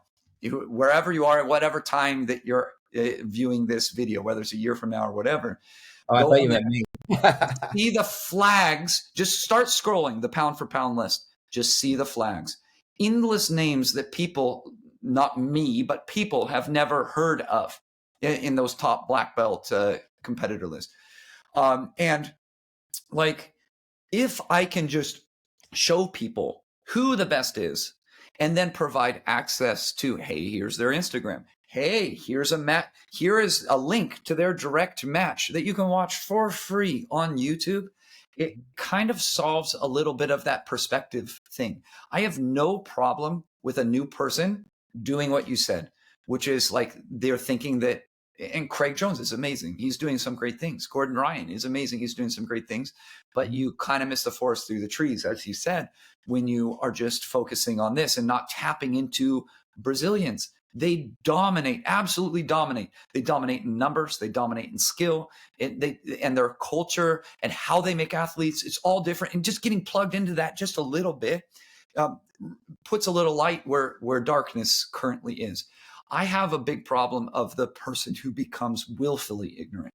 That's the person that really gets me, where they kind of exist in this thing where maybe they think that, I don't know if I want to go here actually, but they think that the main thing is, let's say, ADCC tournaments, for example, which is a brand new tournament organization. Perhaps they continue to grow, but it's like this amateur tournament that's just awful, just by professionalism, awful by, I mean, there's no comparison in the depth of athletes, even if you're just, saying the quality of gi competitors versus the quality of no gi competitors, separate that out. I know they're two different competitor bases, but like if you have an IBJJF tournament, especially a large one, I mean, there's no comparison in the amount of talent that is at those tournaments. And you do get stars at the ADCC.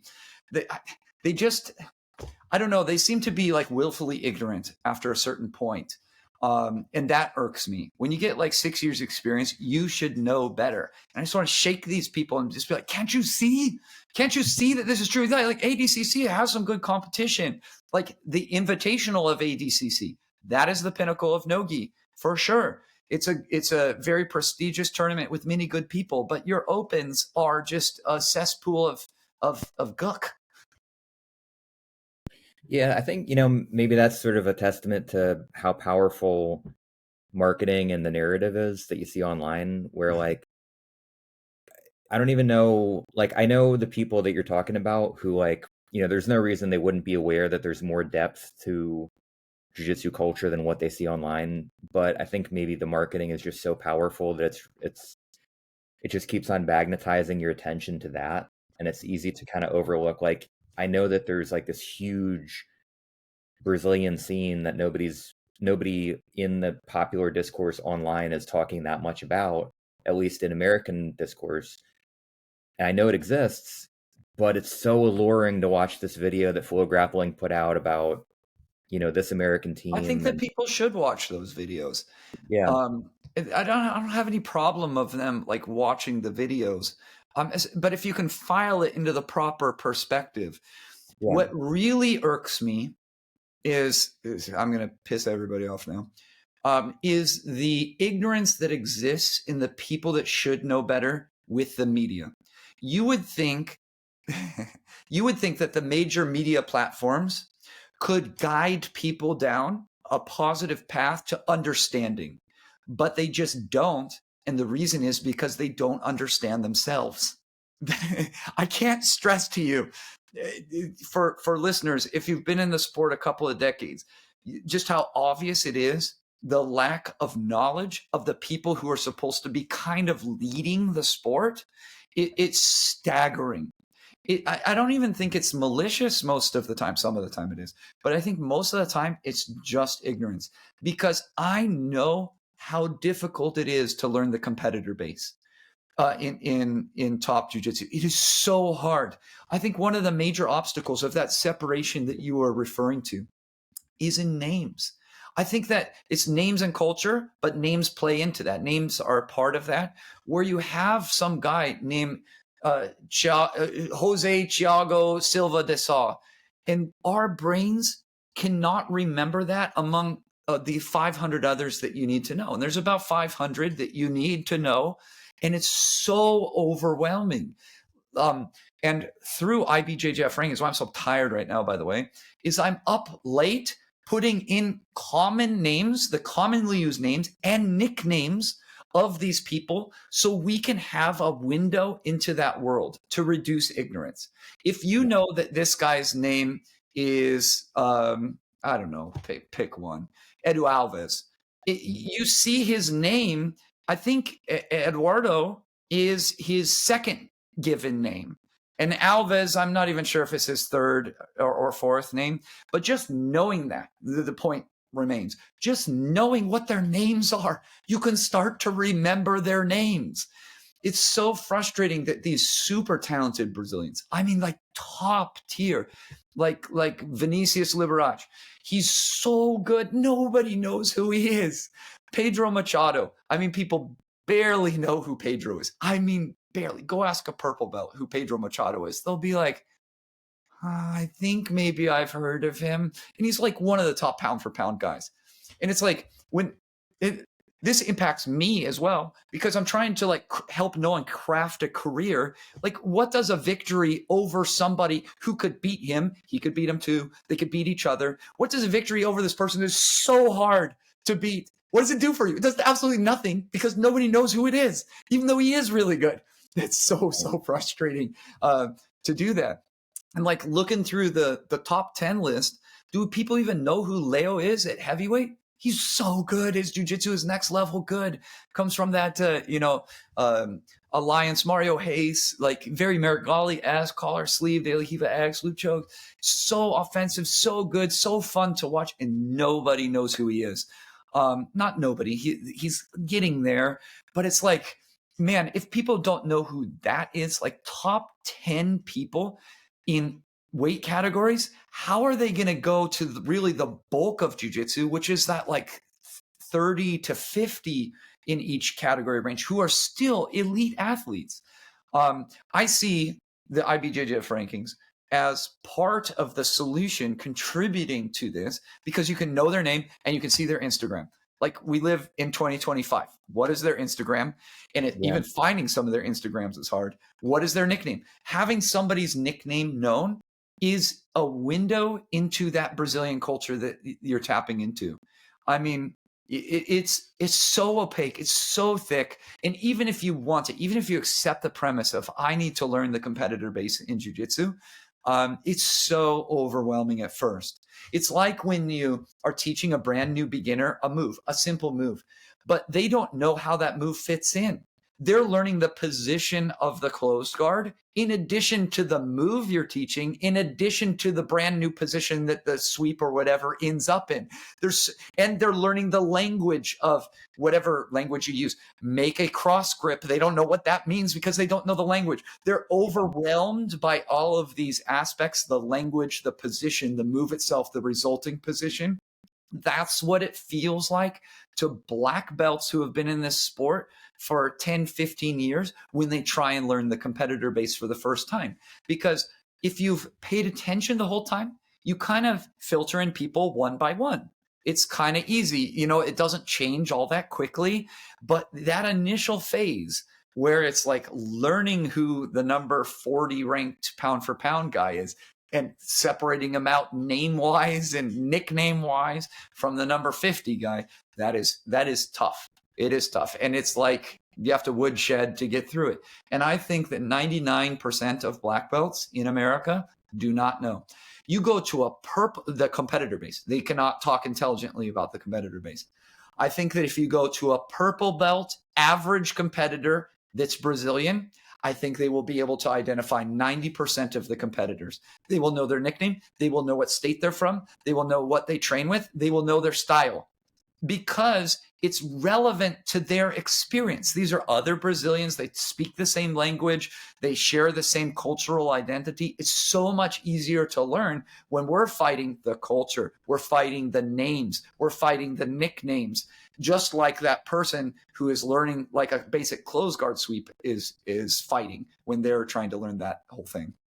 Makes sense. So this is interesting, right? So I think one thing that might help with that is AI, because you've with IBJJF rankings and like some of your Facebook stories, I've seen you posting a little bit more about some of the Brazilian media sources that people can follow Yes. online. And so I started following a lot of those sources, and some of them are posting like interesting interviews or commentary about the Brazilian scene. And AI is helping with translation a lot. And Yes. so I think that's making it much more accessible to people Yes, like me. that meta translate as well. When I first saw that, Yeah, I think it was on Lavaselli's Instagram post, and it was yeah, translated, and I had no idea because like the words were coming out of his mouth. It's yeah, incredible. Yeah, yeah. you're It's right. cool. This is transformative to society, not just jujitsu. Yeah, But it can make it more accessible. That's for sure. yeah, Like, kind of, I was just browsing while we were on a break here. Oh, like here, just the top one on my Instagram, doesn't matter. It's a post by Jared Wade, one of the top purple belts in jiu-jitsu and the top American, or one of the top Americans. I'm not sure where he's standing right now with some of the other purple belts off the top of my head. But it's like, how many people are like Jared Wade, where they're like, I am training to become an IBJJF world champion. Like, that is my stated goal. That is my purpose. Like, if we just had more people do this and have them not be at just Atos, and have them be at not be at just AOJ, have them not be at just wherever, you take your pick, but those would be the top two for an American who might want to achieve those things. mhm, Our sport would be in a better place. I don't think that people know what the level is as well. I really, really don't. I do yeah, not think that the majority of grapplers understand what it means to even exist at the upper tier of adult black belt.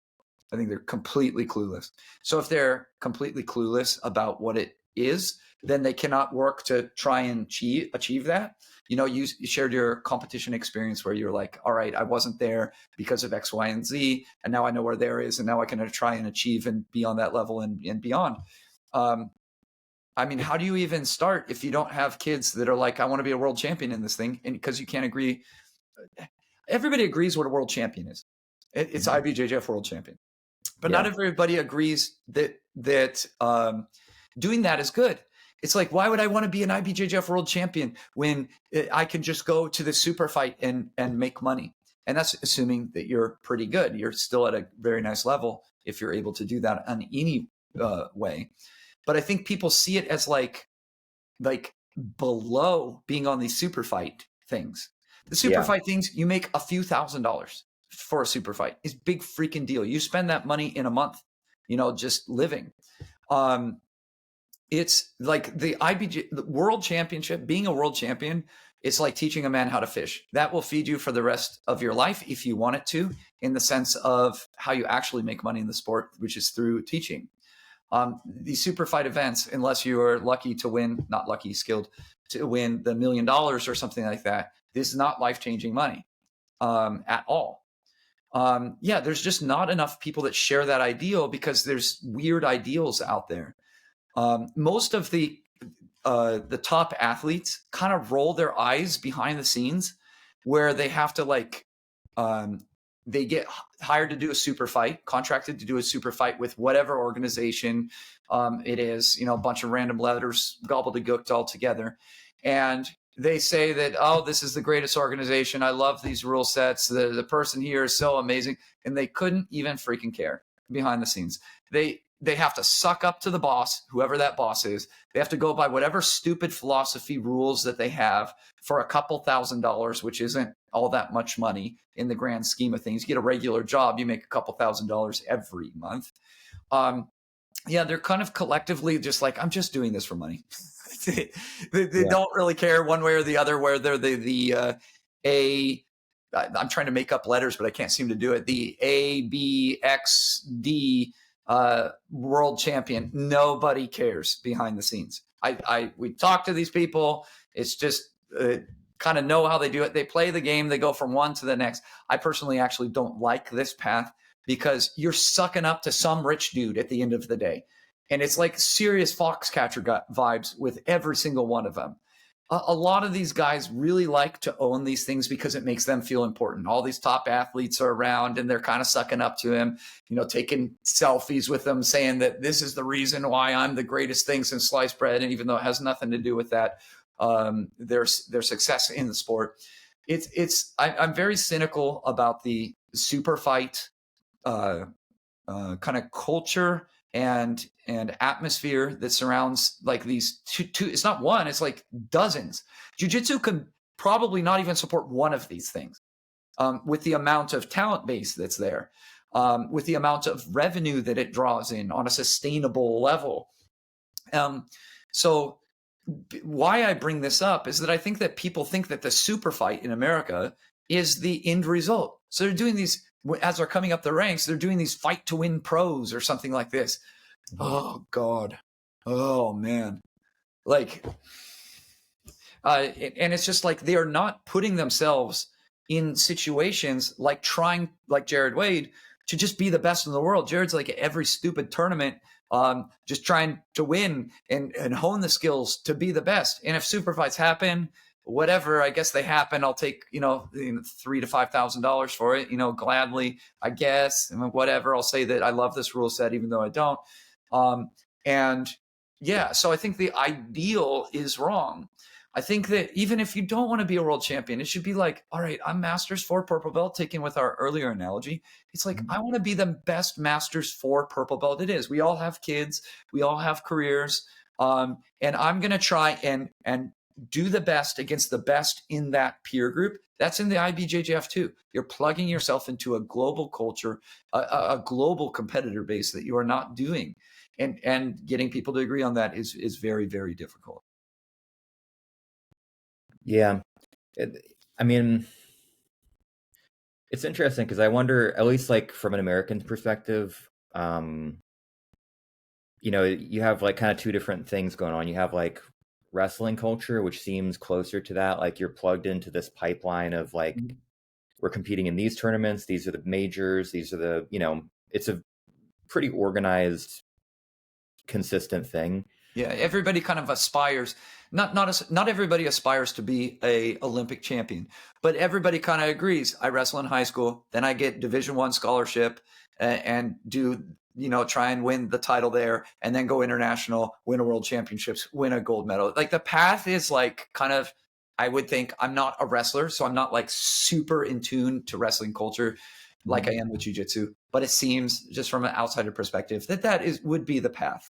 Yeah, and then there's also like the other thing that we see where like, there's Floyd Mayweather versus Manny Pacquiao, the super fight that's been in the making for 5 years, and there's sort of the theatrical pro wrestling, dramatic like megastar versus megastar kind of thing that's sort of part of our cultural entertainment that's also kind of connected to some combat sports. Yeah. And I wonder if like maybe those two things are kind of operating in the same way in jiu-jitsu, where like we do have the IBJJF circuit, which is, these people that come up through the kids belts, through the, through the teen years, like Nolan, right?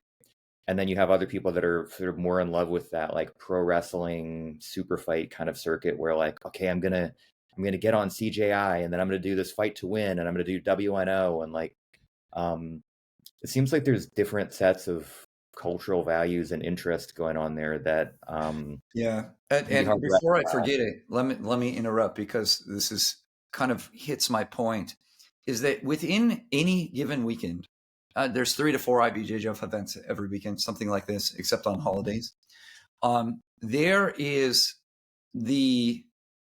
like probably 50 super fights, super fight quality matches that happen. A lot of my cynicism is because I don't see the media to have the knowledge of understanding who these people are, to tell their stories, and to make storylines like you were saying, which is, I have no problem with people like marketing like the storyline, like kind of pro wrestling angle or whatever. But it's so much better to do that when you align that with the top in jiu-jitsu. And you get the top in jiu-jitsu competing, top up and coming, which is super fascinating. If you can tell those stories, which nobody's telling those stories. It's crazy. The best of up and coming guys in the world, whether they go to do super fights or whatever, they are competing in the IBJJF events every freaking weekend. And I can't stress to you enough how much talent it takes to be able to tell those stories, how much knowledge it takes to tell those stories, and how epically you fail when you don't have that knowledge. So, I mean, it's a war zone covering a single IBJJF event, and then you go like 2, 3, 4 per weekend. Or if there's a major one, like good luck. Let's just take World Championships. Telling everybody's story at World Championships when you have so many purple belts that are worthy of storytelling all at the same time, it's not the time to do it. The time to do it is actually in the opens, the international opens, where things slow down a little bit. If somebody's kind of good, but not at the super top, but like a contender level for worlds, you tell their story, what they're about, their history with this person and that person. You start to build these storylines, and it's just really, really hard to do. And the people that are in charge cannot do it because there's only a handful of people that have the knowledge to actually do this. And those people don't really want to work for the companies that are in charge, if you will, of the media direction. Yeah, that's interesting because it's like I can't remember if it was the last CJI event. It was around the same time as like I think it was one of the IBJJF majors. I don't remember which one, but like I remember watching day one of CJI, and then I also remember watching the IBJJF event, and like the actual quality of jiu-jitsu. You can watch any of these IBJJF events on Flow Grappling, or you can watch like the live streams on YouTube of like, an open or something like that. And you can see like CJI level or higher like quality of actual jiu-jitsu happening, but it doesn't have that same narrative and it doesn't have that same story. And so when you watch it, it's not like it doesn't have the same production and excitement. And then you can watch something like CJI Day One, and there's a huge fuss, and there's $1 million on the line. Think about let's say you're in charge of covering events. Okay, Yeah. You're a news media, bjjnews.com, and think about how easy it is to cover super fight like CJI. I don't know how many people, but let's just say hypothetically 16 people are in this tournament or in this card. You know exactly what's going to take place and when. That is such an incredible asset if you're actually trying to prepare your audience for what is about to take place. Hey, next week we have this person and this person. Here are their stories. This is where they come from. Let's do a little video feature on each one of those people. It's very easy to do. It's easy to commentate for because I can sit there and study 16 people, know their exact stories, and then I can provide more meaningful commentary as I'm talking about the techniques and strategy. I can work in there that he's been training for the past 4 years under Murillo Santana, under Unity. And before, when the match gets a little dull, you kind of slip in those facts that make it interesting and continue to build the story of the match even when nothing's happening. So it's very easy to prepare both production, news, commentary for a limited set of things. When you go against a world championship or a pan or even an international open, like I said, it's a war zone. And the only thing that you're armed with is the knowledge in your head and what you can quickly find on the internet. And I mean quickly, if you're actually covering this in real time. Let's say you're doing commentary for it. It's like, where are you going to really fast find this number 4 information about this number 4 purple belt who you should be covering, where he trains, what his history is, was he injured last year? Where are you going to find that? You're not going to find that. So you can't craft the story. So the stories don't get told. Dan, there's a website called IBJJFrankings.com. Yeah, that's why I built it. That's one of the reasons why I built it, in addition to their seating system being broken. And I'm tired of their seating system being broken. And it kind of can correct the major flaws in their seating system, which is based, but not exactly the same as their ranking system. So, So I'm one of the pieces is I'm trying to make it easier for people who don't really know that much about the sport to understand who to cover, what their histories are, where they can go quickly to learn about them, which is their Instagram. 2025. And I'm trying to lay the example by how I'm doing the IBJJF rankings stories on Instagram, where it's not really polished. I have to adapt in real time. Sometimes there's mistakes and spelling and things like this, but it's just getting out there. And it's really resonating quite well with the competitor base. If you see who's actually reading the stories, it's all the top competitors. It's none of the riffraff. I'm trying to drive the riffraff in, and I seem to be resonating very well with the competitor base because they kind of understand what I'm doing. They're maybe a little bit frustrated about not getting coverage themselves when they're doing these great deeds at the International Open. So yes, I'm trying to play an active part in fixing this through the democratization of information and making it easily digestible. Most notably is who is good and who is not.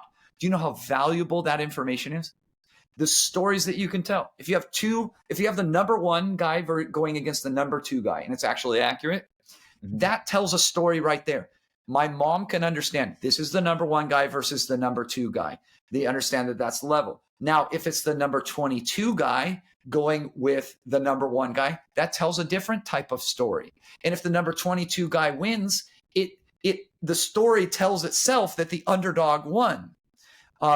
Just having the how good somebody is and is not helps craft stories about those matches, like you were saying. I think some of what's interesting about the stories that you're talking about, like meaning the Facebook stories that you're posting. By the way, for the users, he's seeing them on my Facebook. They're just cross-posted on my Facebook. No, nobody actually reads them there. It's on IBJJF Rankings Instagram. So that's where you can go for the stories. Yeah, didn't mean to interrupt. No, you're fine. But I think one of the things I found most fascinating was a while back you started posting about some of the mechanics of how the pipeline of competitors happens in Brazil. Like maybe some kid is really good in like a small grassroots program somewhere, and then they kind of get funneled into a bigger program in closer to a bigger city, or they go to like Alliance or whatever, then they come to the US or they go to a different part of Brazil. Yes. And this is ultimately what I offer in my studio through IBJJF rankings effort is perspective. I think that we lack perspective, as I've shared already in the interview here. And that is a type of perspective that I don't think is being shared. Like, let's say you train, it's the typical pipeline of a Brazilian. First thing that you need to understand is that IBJJF has the best athletes in the game. The second thing that you need to understand is this Brazilian dominated, and it's not close by any. We are the closest of the other nations, but we are not close. That is a piece of perspective. And the third thing that you need to realize, okay, the Brazilians are dominant. How are they becoming dominant? They are not becoming dominant training at the Checkmat headquarters, for example. Let's take a typical path of somebody who might come up through the Checkmat system, and it is a proxy for how not everybody, but a good portion of Brazilians actually get good. Nobody knows how people are actually getting good, ignorant of it. So most of these people are training in coastal states like Sao Paulo. I hate to say this, Sao Paulo is a state and a city. It is very big. You can go inland. Maybe they're from a city of maybe 60, 70,000 people. Not a small town, but in Brazil, it's very geographically isolated. It's very much like how the middle of America is. You have a city here, and then you drive 20 miles to the next city, and that's a major city. Not where I come from in Southern California, which is endless suburb as far as the eye can see. That is the experience of most people, how they start training. You take, let's say, Felipe Goulart. He's from Santa Catarina, and he's from a little town, Lages. I mean, how many in the American base can come up with that off the top of their head? I mean, I think the number is 0. Yeah. So he's in Santa Catarina. Santa Catarina, maybe around that size. They said maybe 80,000. Little jiu-jitsu scene there. They can have their own local tournaments in lodges, and maybe 10 jiu-jitsu schools that area can support. He conquers that area. Where does he move? He then moves to the coastal region. That is where the hotbed of jiu-jitsu is. And when you move to the coastal region, that's where most of them have decided to become pro. So a lot of their Instagrams will refer to themselves as professional jiu-jitsu athletes. And they're leaving when they're very young, typically. They're leaving when they're 14 and 15 and 16 years old. This is not something that you can do in America. You can't just not go to school and then nobody's going to knock at your door, right? So they go to these coastal regions, kind of just going from maybe Rio all the way down to maybe Mario Reis's place in the south of Brazil, and everything in between, like Curitiba, Florianopolis. Like that whole coastal region is where you need to be if you want to make yourself a jiu-jitsu stud. And they've conquered their local areas. They're winning tournaments. So if they're a part of an affiliation, let's say Checkmat, then they'd probably find themselves in Curitiba. And in Curitiba, they have this compound with a whole bunch of, over a dozen of these similarly aged and skilled people, all living in this compound training jiu-jitsu all day long. And then once they do that, they try and conquer their local area, which the hotbed of jiu-jitsu in Brazil is Sao Paulo.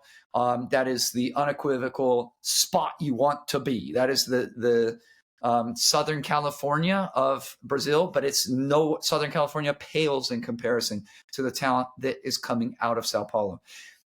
Keep in mind, little side tangent, that we do have top talent. We have like Cobrinha and the Mendes brothers and everything, but it's not produced by Southern California. Southern California did not produce Andre Galvão. Southern California did not produce the Mendes brothers, etc., Romulo Barral, etc., etc. So, like, you have to separate out what made these people, how did they get good versus like where they are after they're good.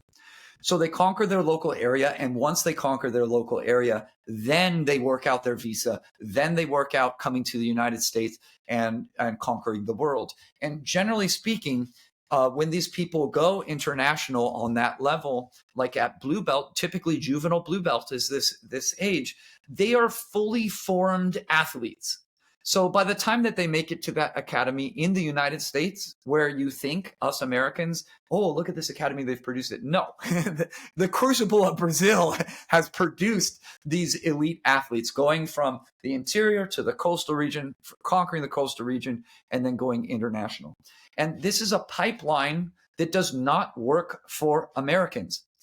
I cannot, let's say, even if in Southern California, I could afford a single family home, and which is, $1.2 million for a basic kind of just 1960s, reasonably okay track home, $1.2 million. I cannot afford that. I can afford that for myself, maybe with my wife, but I cannot buy that for my academy. Right. Let's say that I could. Now, do you think that I could cram 20 athletes in a residential neighborhood that are 15 years old without social services showing up? Without that Karen that lives down the street going, they haven't mowed their lawn and there's all these kids and weird things. You would attract so much attention here. It's just not a path that can be replicated for our athletes, which is why these people who are very good and very talented at jiu-jitsu, they have the know-how of how to make people good, but they cannot replicate that in their American students. And that's why I often differentiate between Americans and Brazilians, because the process is completely different for us. And I do think that Americans have the potential to do it better for Americans. They have that leg up on the Brazilians, but I think that too many Americans do not know how to do it. So you have people that kind of understand conceptually, hypothetically, how to do it for Americans culturally, but not have the technical knowledge to be able to achieve that high level. And then on the Brazilian side, you have the high level aspect of it, the high level jiu-jitsu, but not knowing how to serve the American child, the American 10-year-old very well. So there is a way that kind of is the American equivalent to what is going on in Brazil, but I don't like it. It's essentially the model that AOJ has done, which is homeschool. the homeschool crazy parent, not all of them are crazy, but you are going to get a little bit of crazy in here. So I know many of these parents who homeschool their kids at AOJ. They pass through my doors as well. There are many beautiful families and beautiful people, but there also is a degree of crazy in that. Even in the sane ones, they tend to sometimes be a little crazy. So before you flood my message box afterwards, is that like their whole life becomes jujitsu. Some of their top, this is not everybody, but some of their top people, like JP Tran, for example, let's use some names, great supportive family for jiu-jitsu. He goes to AOJ, I think that's 6 o'clock class, and he stays at AOJ until he's done at night at 9 o'clock. That is his whole experience. And there's a whole group of people that do it of varying degrees of commitment to what JP Tran does, where they are there in their homeschool program. They are sometimes doing their homework at AOJ, their online school, because that's what homeschool is. And jiu-jitsu becomes the entire centerpiece of their existence. That's essentially kind of replicating that Brazilian method of making people good. It's the equivalent of moving into that Checkmate House in Curitiba, or the Alliance in Sao Paulo, or Cicero in Sao Paulo, or whatever. And that's how you could potentially do it for our culture. It's just that I don't like this. I really like, I have a child development background. Forget the formal education, which wasn't all that much. I did go to college and take child development stuff, but really what my main sensitivity is through my mom, who's a school psychologist, just her personality. That's my main sensitivity. I read many books, or did. I'm many, many years removed from actually reading and absorbing child development material. However, I have a child development sensitivity, which is I have a greater sensitivity to allowing the child to choose their own path. I've worked with many people who are more naturally talented than Nolan. And one of them, I'll think of people individually on the top of my head. One of them, he really wanted to play high school soccer.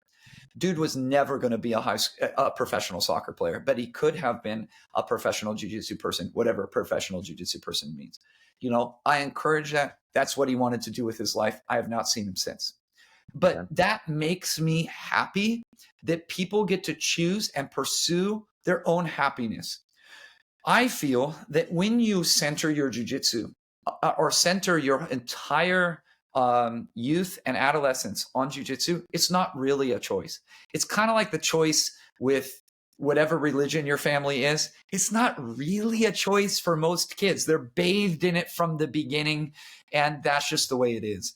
And maybe at later life they can choose this path for themselves, but is it really a choice? Would they have chosen differently if they're raised in a Muslim family or a Hindu family or a Christian family, whatever your religion is? That's kind of the way I see it. It's like not a real sincere choice.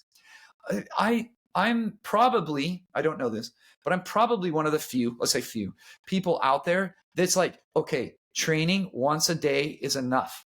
As a kid, you have to train as a kid. I can't seem to communicate to people that their 21-year-old that comes in their door is not their young stud that they're going to make really good. It has to be over here, starting at the kids level, and then not pulling them through, bringing them, guiding them through until the adult, so they end up as a world-class athlete, black belt adult, when they're 20, not when they're 32. And the life things that they need to navigate from 20 to 31 before, I don't care belts. It takes 10 years to be able to compete at that level and another 2 years to actually succeed at that level. It takes roughly 12, 13 years to be able to compete at that adult black belt level in that center of the bell curve weight categories. You can kind of cut things a little bit on the ends of the weight categories, rooster, ultra heavy, potentially, not certainly. So, it starts in the kids, and with kids, it's just consistency. You have the correct North Star to guide you. Train consistently every day. If at some point, as you age, as you get older and ascend into high school, it can crescendo a little bit. It crescendos more and it crescendos more until it peaks at 23. How old? I've always said 23, 24 is the peak. How old is Nolan? Nolan is 23 years old. I am peaking Nolan right there. He probably could have won more matches, earlier if we had done different training methodologies, if I had different philosophies, but it's not the goal. The things that are going to work for you long term are not necessarily the short term things. How I see this, one way that I think is socially responsible to recreate this Brazilian development experience, but not go full homeschool method, is to, as they age and get into the high school, to get them involved in wrestling.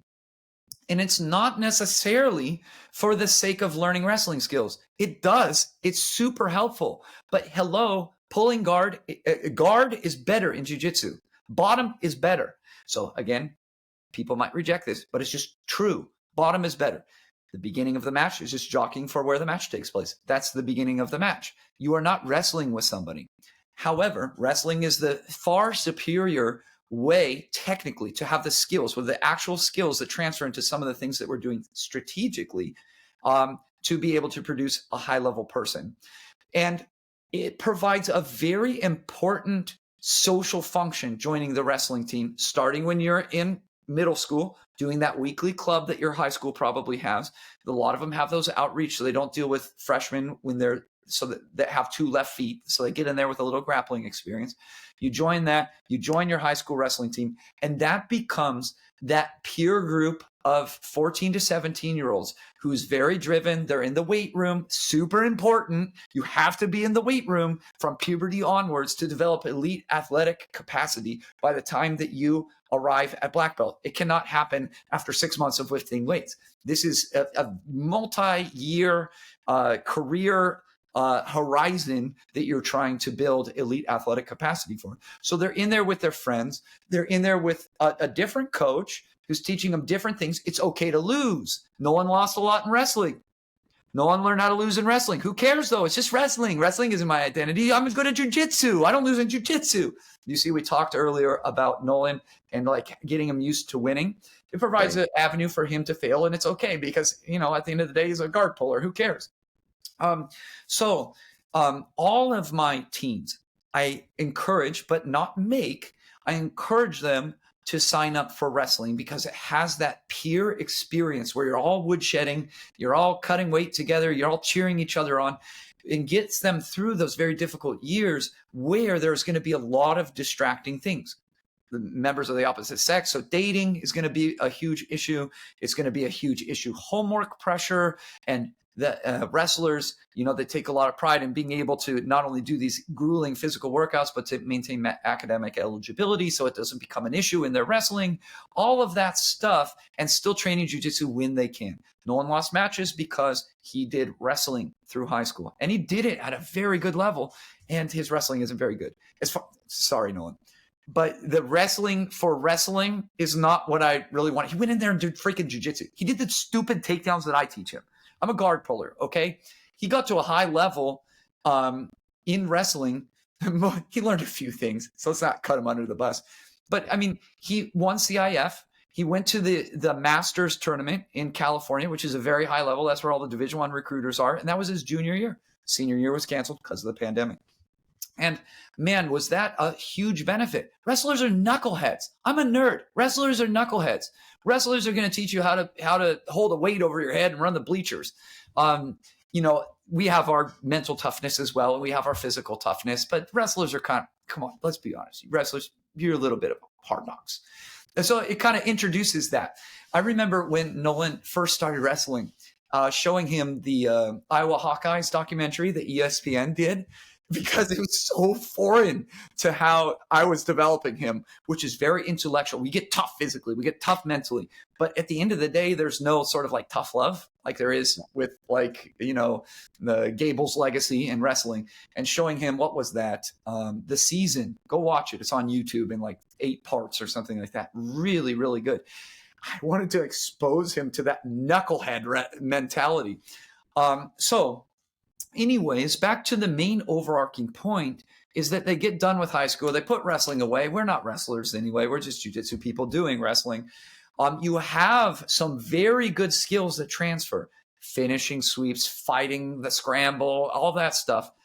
Single legs, the most important thing stand up in jiu-jitsu is single legs. but not from stand up. You're going to be wrestling up. You're going to be coming up on a single leg. You're going to be defending single legs. You're going to be in the wheelbarrow position. Jiu-jitsu doesn't even focus on these positions that are so common, like rear clinch, wheelbarrow, things like that are very common in wrestling because it's like the referee position. So that what I feel is the analog experience for those that want to do a little bit more balance. And I really like 10 years old, 9, 10 years old being the start age, not younger. They're too young. They're not learning anything anyway. I mean, you have to, with 5-year-olds, you have to boil down a complex move into like 2 steps. And that's 2 steps too many for a lot of them. The really 9, 10 years old, I love, because by the time that they reach that teen years where they're starting to do the adults class, very important to kind of integrate them and do it in a thoughtful way where they feel comfortable. They experience something new. It doesn't stagnate.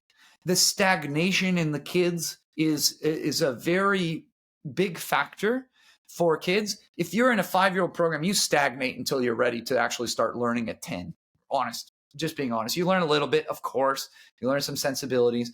There are people that go overboard and actually do teach real jiu-jitsu at 5. But to do that for a 5-year-old, I don't think is developmentally appropriate. So they get ready, and then they kind of linger too long in that kids program. When you switch from kids to adults, that's very, very exciting. That's an exciting time for those kids, but for only those kids that have experience. They know what they're doing. They know the positions. They know the techniques, and they're even able to beat some of the smaller adults. How cool is that? You're a 12-year-old kid. You just choked out an adult. How cool is that? It adds a sense of momentum. And then as that momentum starts to fade, wrestling picks them up a little bit. And then you get them to adult and they're world class. Wrestling is not about the techniques of wrestling. It's about the OODA loop. OODA loop is a term that I stole from military circles. It's observe, orient, decide, act, OODA. And that is what makes you actually good at jiu-jitsu. It's not the techniques of jiu-jitsu. It is a far bigger piece of the pie. Your recognition to response time and how you make that decision-making ability, that is far more important. You can teach any beginner, any new technique, or any technique in jiu-jitsu, give yourself 20 minutes, they'll be able to replicate the technique of the move. The OODA loop is far more important piece of the pie. And when you're wrestling, it does not matter that you are not working the very specific problems of jiu-jitsu. You're working your OODA loop in a slightly different way, which is super, super beneficial. So like, I don't have a ton of students, but I think right now, I have five teens in wrestling, but they're jiu-jitsu wrestlers. They're wrestling for jiu-jitsu. They're not wrestling for wrestling's sake. Will all of them become professional athletes? Maybe none of them will. They definitely have the potential to. If they wanted to, they could achieve at that high level. Again, my job to see the ideal case. But honestly, some of them are talking about, I want to go to college and I want to do this and that and the other thing. And I'm like, really cool. Consider, I often tell them that consider that you can make as much money in jiu-jitsu as you're willing to work for. As long as you enjoy teaching, you enjoy being around this atmosphere, that is not a problem. So if you think it's a problem, then it's not. It's not like you're having relegating yourself to a life of poverty.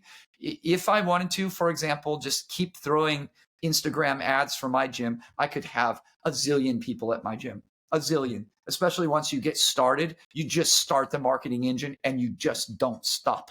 You can make as much money as you want, really. As you're willing to work for.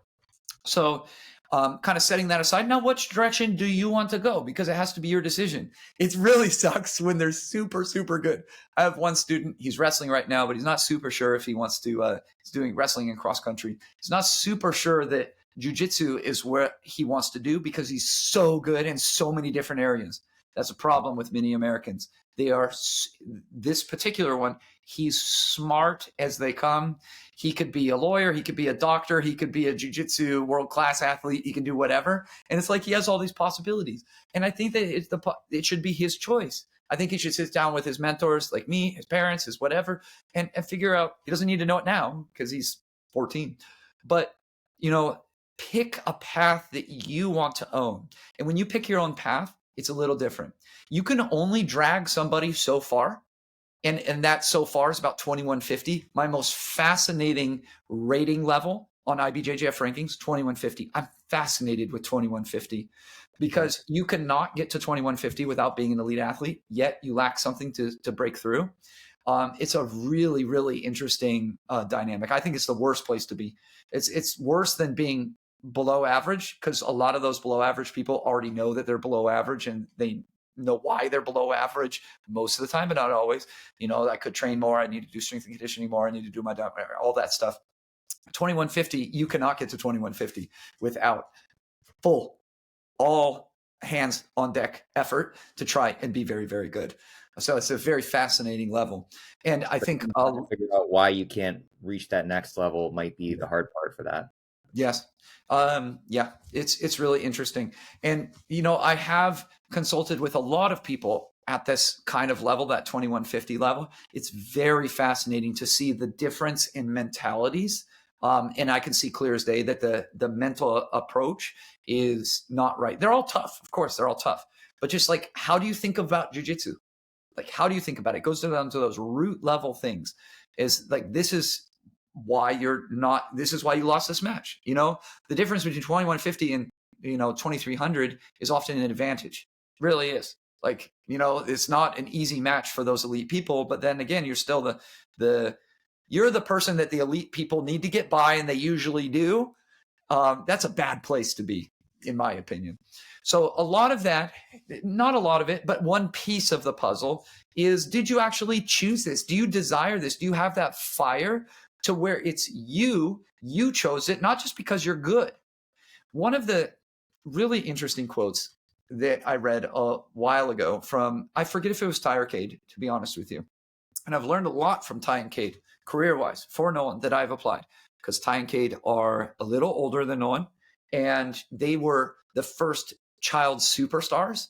And I was watching very closely all of the, I don't want to say pitfalls, but things that I wanted to avoid for Nolan. I kept him very, very unknown until I said, all right, you guys need to know this guy. And he was already then could beat 95% of black belts, even though he's a blue belt. And when I say black belts, I don't mean that master's black belt that rolls at your gym. I'm talking about adult black belts. That's what I'm talking about. A very important distinction. People see that young kid rolling with the 40-year-old black belt who trains 3 to 4 times a week, and they don't understand the difference between a black belt who competes at the adult level and that black belt. Happens all the time. Again, perspective. So anyways, I learned a lot of lessons from the Rutolos, but one of the most telling was after all of this. They were adults. I think somebody was interviewing them, and they said something to the effect of, the sentiment behind it. These were not the words, but the sentiment was, we don't really like jiu-jitsu all that much. We'd rather be surfing or whatever, but we've come this far and we're this good. And it would almost be a betrayal to not continue from this point forward. That hit, whatever the exact wording of that was my emotional takeaway of it. And I probably was reading between the lines a little bit, like I often do, but that was really the meaning behind what they were saying. And I thought, how awful is that? Personally, I mean, great for Ty and Cade. This is nothing personal. I'm trying to draw my own lessons for my own students in this, which is like, you're just doing it because you are good at it. I mean, really, you've been kind of pulled. What choice did they have to begin? They started wrestling at 3 years old. What choice does a 3-year-old have? And they were wrestling like really intently at then. And, by 5, they were doing all sorts of tournaments every weekend. I mean, it's all that they know. It's all that they know. And I think they'd rather be surfing in Costa Rica, to be honest with you. And it's worked out. It's worked out for them. But I mean, ultimately, I guess I prioritize happiness above all in my own life, and in especially the elite athletes. The value that I strive the most is happiness. It's very, very difficult to achieve the super elite level without being happy. You can, but it's definitely has many, many challenges associated with it. So by allowing them to pick their path, you kind of ensure that it's something that they want to do, that it wasn't something that they did every day. I really do think on a technical level, I do think that rolling an hour a day is enough. I think that's it. You start them as a kid, you do an hour a day, Monday through Friday, take the weekend off. Occasional competition. Nolan did occasional competition. He was like 3-4 times a year max type of guy. So he has competition experience, but he's not out there every freaking weekend doing every tournament. And at that time, it was a lot of in-house tournaments. It was a lot of one-off tournaments, things like that. It was before the IBJJF organized. It was before Dream Jiu-Jitsu organized. It was before like all these opportunities to compete every weekend on a like organization level. Like Dream is an organization, and SIJJF is an organization. IBJJF is an organization. It was a lot of like one-off tournaments in somebody's gym somewhere. Yeah, not grinding that out because it's going to kill the love of it. So yeah, just a little bit of discussion related to how I see to be able to do it. And I could see definitely some criticism for maybe some hypothetical of a student that passed through that did not achieve elite. You know, of all the people that passed through, I've only made one Nolan. And there might be more, but might not. Where it's like, we did your program and we didn't end up elite. It's like, yeah, not everybody can end up elite, and that's okay. For the ones that can end up elite, you will get them on the path to be able to achieve that, which is a piece of the puzzle that I think a lot of people are missing. It doesn't have to do with just wrestling. That was one piece of the puzzle. It has to do with your skill and knowledge as an instructor as well. So yeah. Anyways, forgot where I was going with that one. Dang it. Lost my train of thought there. But, oh yeah. So for people who it might not have worked for it. Hey, Dan, we did your program for a year. And it's like, it's okay that you don't end up as an elite competitor. You don't have to, or even any competitor.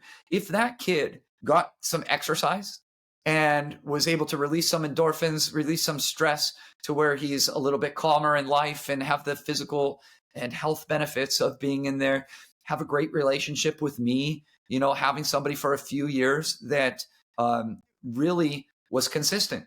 In our society, we do not have a consistent mentor across years. It's not the way that we're set up. And it's not even the way that it's set up in sport a lot of the time. You play baseball, one coach, next season the next coach, next season the next coach, and then you're on a travel ball team, and then your travel ball coach is not your high school coach, and then your high school coach is not your Division I coach, your Division I coach is not your pro coach. You go through all of these different pro coaches. Every single coach wants a different type of mechanic or a different type of approach. You finally reach major leagues and you're with a different coach. I mean, that is, and in school, you have your 4th grade teacher, your 5th grade teacher, your 6th grade teacher. The most you get is 4 years, maybe a wrestling coach, maybe a band director that was able to impact your life over the course of 4 years. I regularly build decade-long relationships with the people that come through the kids program and are now adults that are still at the gym, that are still come in and say hi. It's kind of rare, actually, to have that type of thing. And that is its own value in and of itself. To have a positive voice, encouraging you to pursue the best version of yourself and not have it be an assistant. We could go down that route if you want, but I think when you're teaching a 5-year-old class, your main thing is you're starting your relationship with those kids. That's it. That's the whole point of teaching a 5-year-old is that, hey, Coach Dan is funny. He burps and he farts sometimes. That is what it's about. It's not about my most advanced strategic or technical thing ever. So little tangent is, I believe that teaching your own classes is the way to go if you're actually concerned about the individual. It's not the way to go if you're concerned about the optimizing for the gym, for making the gym good. If you're trying to make the gym good, have a top tier competitor teach, just bring as many people in the door. It'll kind of cycle through a Darwinistic natural selection type of thing.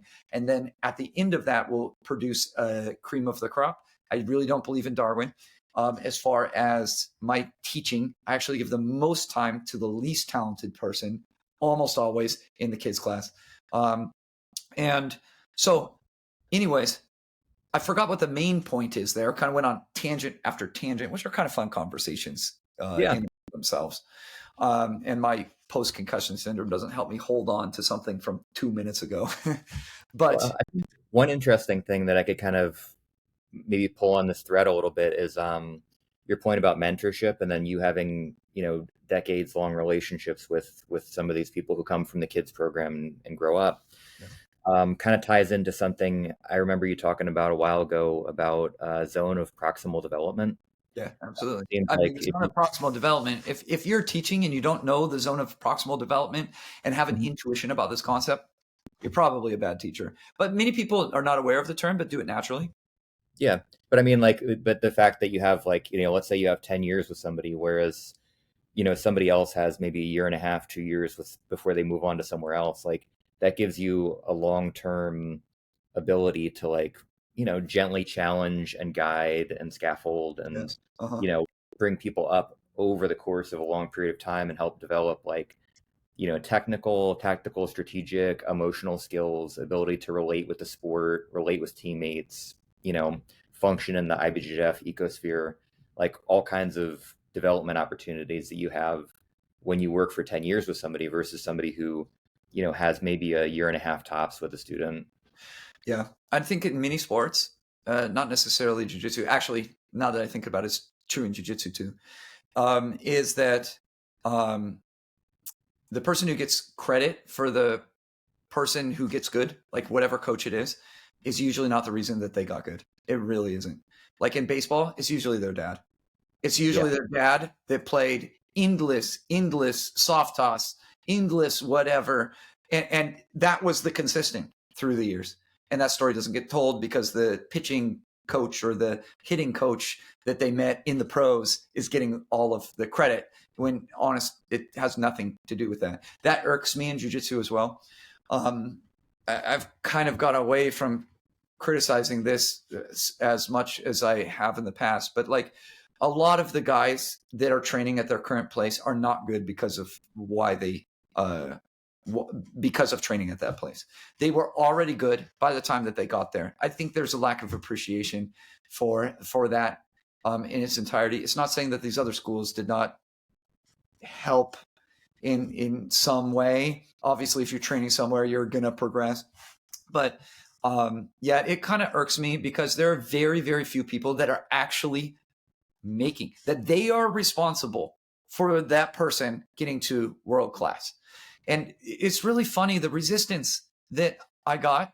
Let me give you one example. When Nolan was a purple belt, he trained with a world champion black belt. Mhm. And the black belt was just in disbelief. He's like, "Where do you really train?"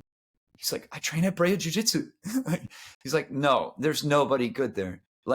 He's not cannot be just that. They're like, where do you actually train? Who actually taught you jiu-jitsu?" And he's just like, "I trained with my coach. That's it. That's all Yeah. that there is." Of course, there's influences along the way. We've had many talented people come through the gym and exchange ideas and all of that, but he's a product of me. That's where I get my satisfaction at the end of the day is do I know that I actually produce this person? In music, it was the same way. Like I had to be responsible for that person getting good. Otherwise, I don't get satisfaction getting that, getting a ringer in, pretending like I'm the one who made him good, slap a logo on him and good to go. So I think that the people actually producing people is few and far between. If you look at who's actually producing people in Brazil, it would be kind of some unexpected sources. Definitely not famous. You look at Nabil, for example, in Manaus. It's like how many people came out of that academy that are world champion black belts that doesn't get the credit because they followed that path. For Manaus kids, the Manaus path is actually changing because it's so segregated from everywhere else, and they are big enough to support their own thing for their elite athletes now, like with BJJ College and things like that. But at the time, it was get to Sao Paulo. If you want to do what you want to do, then you have to get to Sao Paulo. I mean, how many people came out of that academy? You're talking like, I don't know, 8 world-class black belts, something like this. And then a whole host of people that are of a very high standard for what world-class is, because I understand perspective. I know what world-class, I know what world-class means. So there's probably more than just that, but those that I would define as like truly world-class, like Diego Pato, for example, that's what I mean when I say world-class, and he came out of that academy as well. So yeah, it's kind of a rarity where somebody's able to work on the time scales that are necessary to actually produce something like that. And to be able to do this is, again, a part of the how you run things. Do you have your purple belt teach the little kids class because it's the little kids class and they drive you crazy? Or do you do it yourself? And I do everything myself in the gym. It's all me, which is kind of unfortunate in certain areas. If it wasn't all me, I definitely, and I want that. I definitely could have made a world-class gym. And what I mean by that, like in my own definition, I guess it's world-class. But I mean, what other people might define as world-class, like an AOJ room or an Atos room, I could have made this if I was willing to relinquish a little bit of that, and I just don't want to. I mean, that's what makes me happy is what I do. And what makes me happy is knowing that satisfaction at the end of the day that, hey, I took you from when you were super young all the way across. And while there are contributors along the way that we should recognize and celebrate, definitely you were the main part in that. That's where I get my satisfaction at the end of the day. That's what a teacher, if you're actually a teacher, that is the motivation behind the whole thing. The intrinsic reward of that feels really, really good. Yeah. Yeah. I mean, it's interesting with kids programs because, you know, I think one of the things that I've noticed over the years is that in a lot of places, teaching the kids program is kind of looked at as like you said, like the purple belt's doing it. It's like maybe not it's a step up towards the adult classes. And then, you know, or maybe it's, you know, just something that's kind of like an afterthought maybe. Exactly. Jiu-jitsu And came to the United States as an afterthought. This is yeah, a lingering consequence of how jiu-jitsu came to the United States. And it's improved for sure, but there's definitely the effects of this. Horyon came to the United States to show to other martial artists, Taekwondo people, Kung Fu, karate, that jiu-jitsu was better. Hey, let's do a challenge match, punk. Ours is better. And kids were a complete afterthought.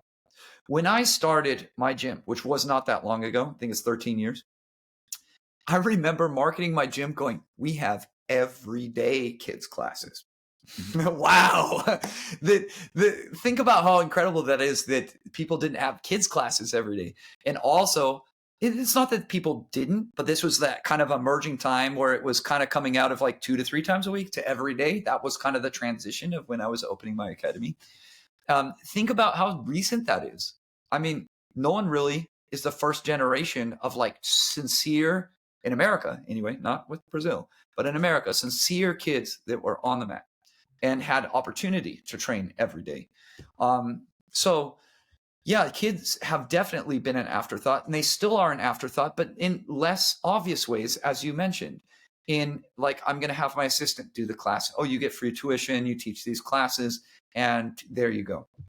And yeah, I think what the Mendes brothers really did in a savage way, I don't necessarily think that this part of it is good, is you go back and you listen to the Mendes brothers interviews from shortly before they opened their academy in 2012. It's like the main difference is we are going to focus on the kids. Kids. And those kids are now adults. Those are the Finnegar twins. That's Dominic Mano, who's at IBJJF rankings. I think he's number 1 pound for pound purple belt, and a few others. Cole doesn't really count in that category. He counts, but he came at green belt, already winning pans from Texas. So they definitely receive a lot of credit, but not what they were saying, which was like, hey, we're going to invest in this kids program, and out of this kids program is going to come world-class people. And further, the step that I don't like that they took is they treated it like a football team, in the sense of, we are trying to jockey for the best players. We're actively going to try and recruit your people, and we're going to pull away from Ace Jiu-Jitsu. We're going to pull away your kids competition team to our program, and we're going to go after those kids. We're going to get to them on our team through whatever means necessary. That's the part I don't really like. They're not like this anymore because they don't have to be.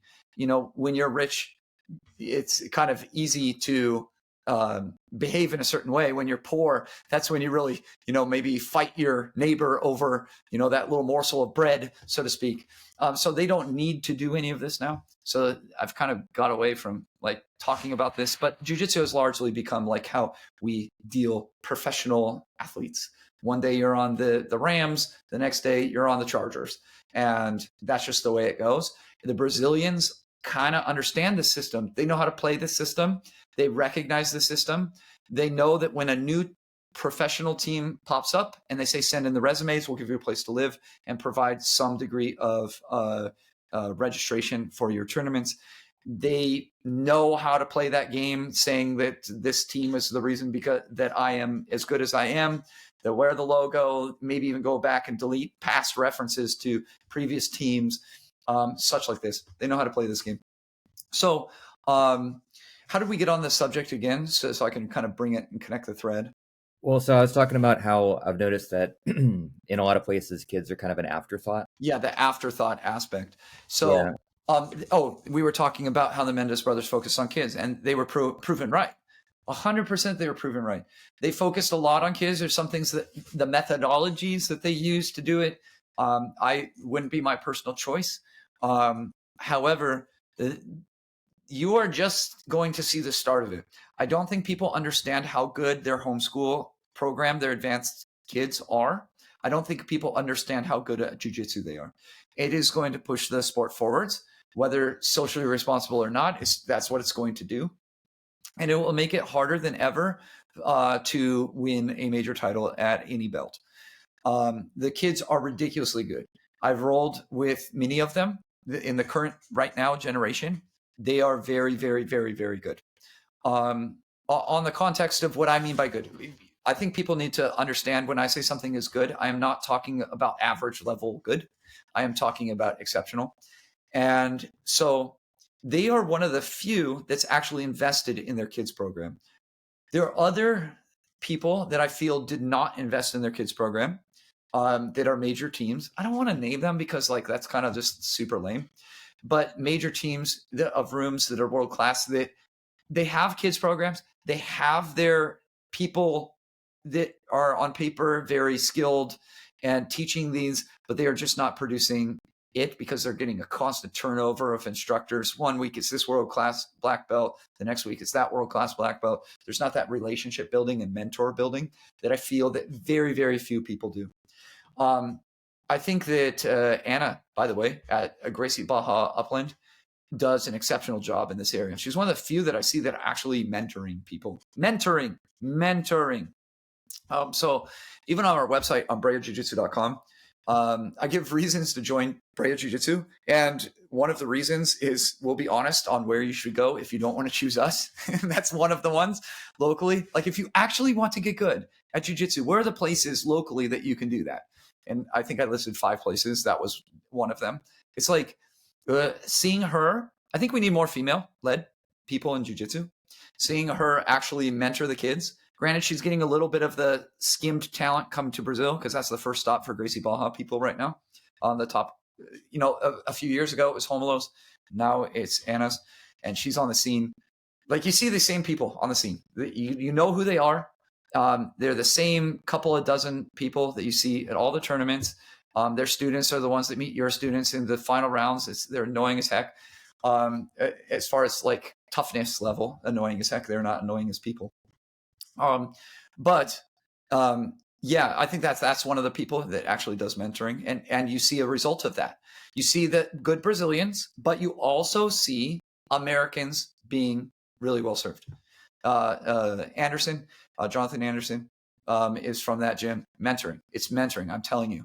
I see it at the tournaments. It's like there's always like a little juvenile attached to her side, and she's showing them this thing and the other thing and all of that. Look what happened in this match and all that. That's true mentoring. It's actually quite rare. It's very, very rare. This kind of brings up interesting. If you don't, a quick question about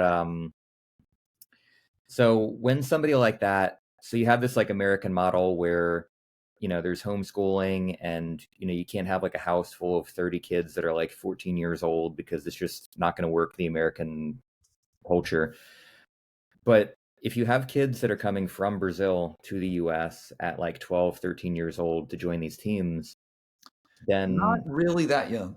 I'm not seeing it that young yet consistently. I am really seeing it in the early high school years. Gotcha. So it's a little bit past when it would be it like might that. not matter to your point. No. That's kind of what I was thinking was like, you know, at what age are people from Brazil going through the Brazilian grassroots program pipeline and then transferring to like US schools? You know, if it's not 11 years old, if it's like 16, 17, 15. because then they have to intersect with like I'm American, like right? contemplating telling actual people's stories. Yeah, but then I have to go and stand next to all these people at the tournaments. If somebody doesn't like what I said, I mean, it's Right. just, like I said, it's kind of like there's not that many that are pursuing at the high level. So I have to go and stand next to them. But if you look at like the Mendes brothers, what they do, kind of like, I really appreciate people who are generous just for the sake of generosity, like altruism, right? I'm not so sure what they're doing is altruistic. Let's take Felipe Goulart. How did he end up with the Mendes brothers? Because we brought him up earlier. When the Mendes brothers gave a free subscription to AOJ Plus to any green belt that won Brazilian nationals. Is that altruistic? Not really. So you get the membership as a free, just to kind of, hey, look, they know who's good. They know that the top talent, the Mendes brothers do, the top talent is the green belts who are winning Brazilian nationals. Okay. That's who's really good. And like a little side tangent, bring me back to this point here, because I'm going to forget it when I talk about this. Now let's just keep going with it. Let's just keep going with the original topic. So it gets a little AOJ Plus membership. Whoa, the Mendes brothers, they reached out to me. I got this. They're working. They send the videos. They tag them on Instagram. The Mendes brothers respond on Instagram, providing, this maybe a little tip here and there.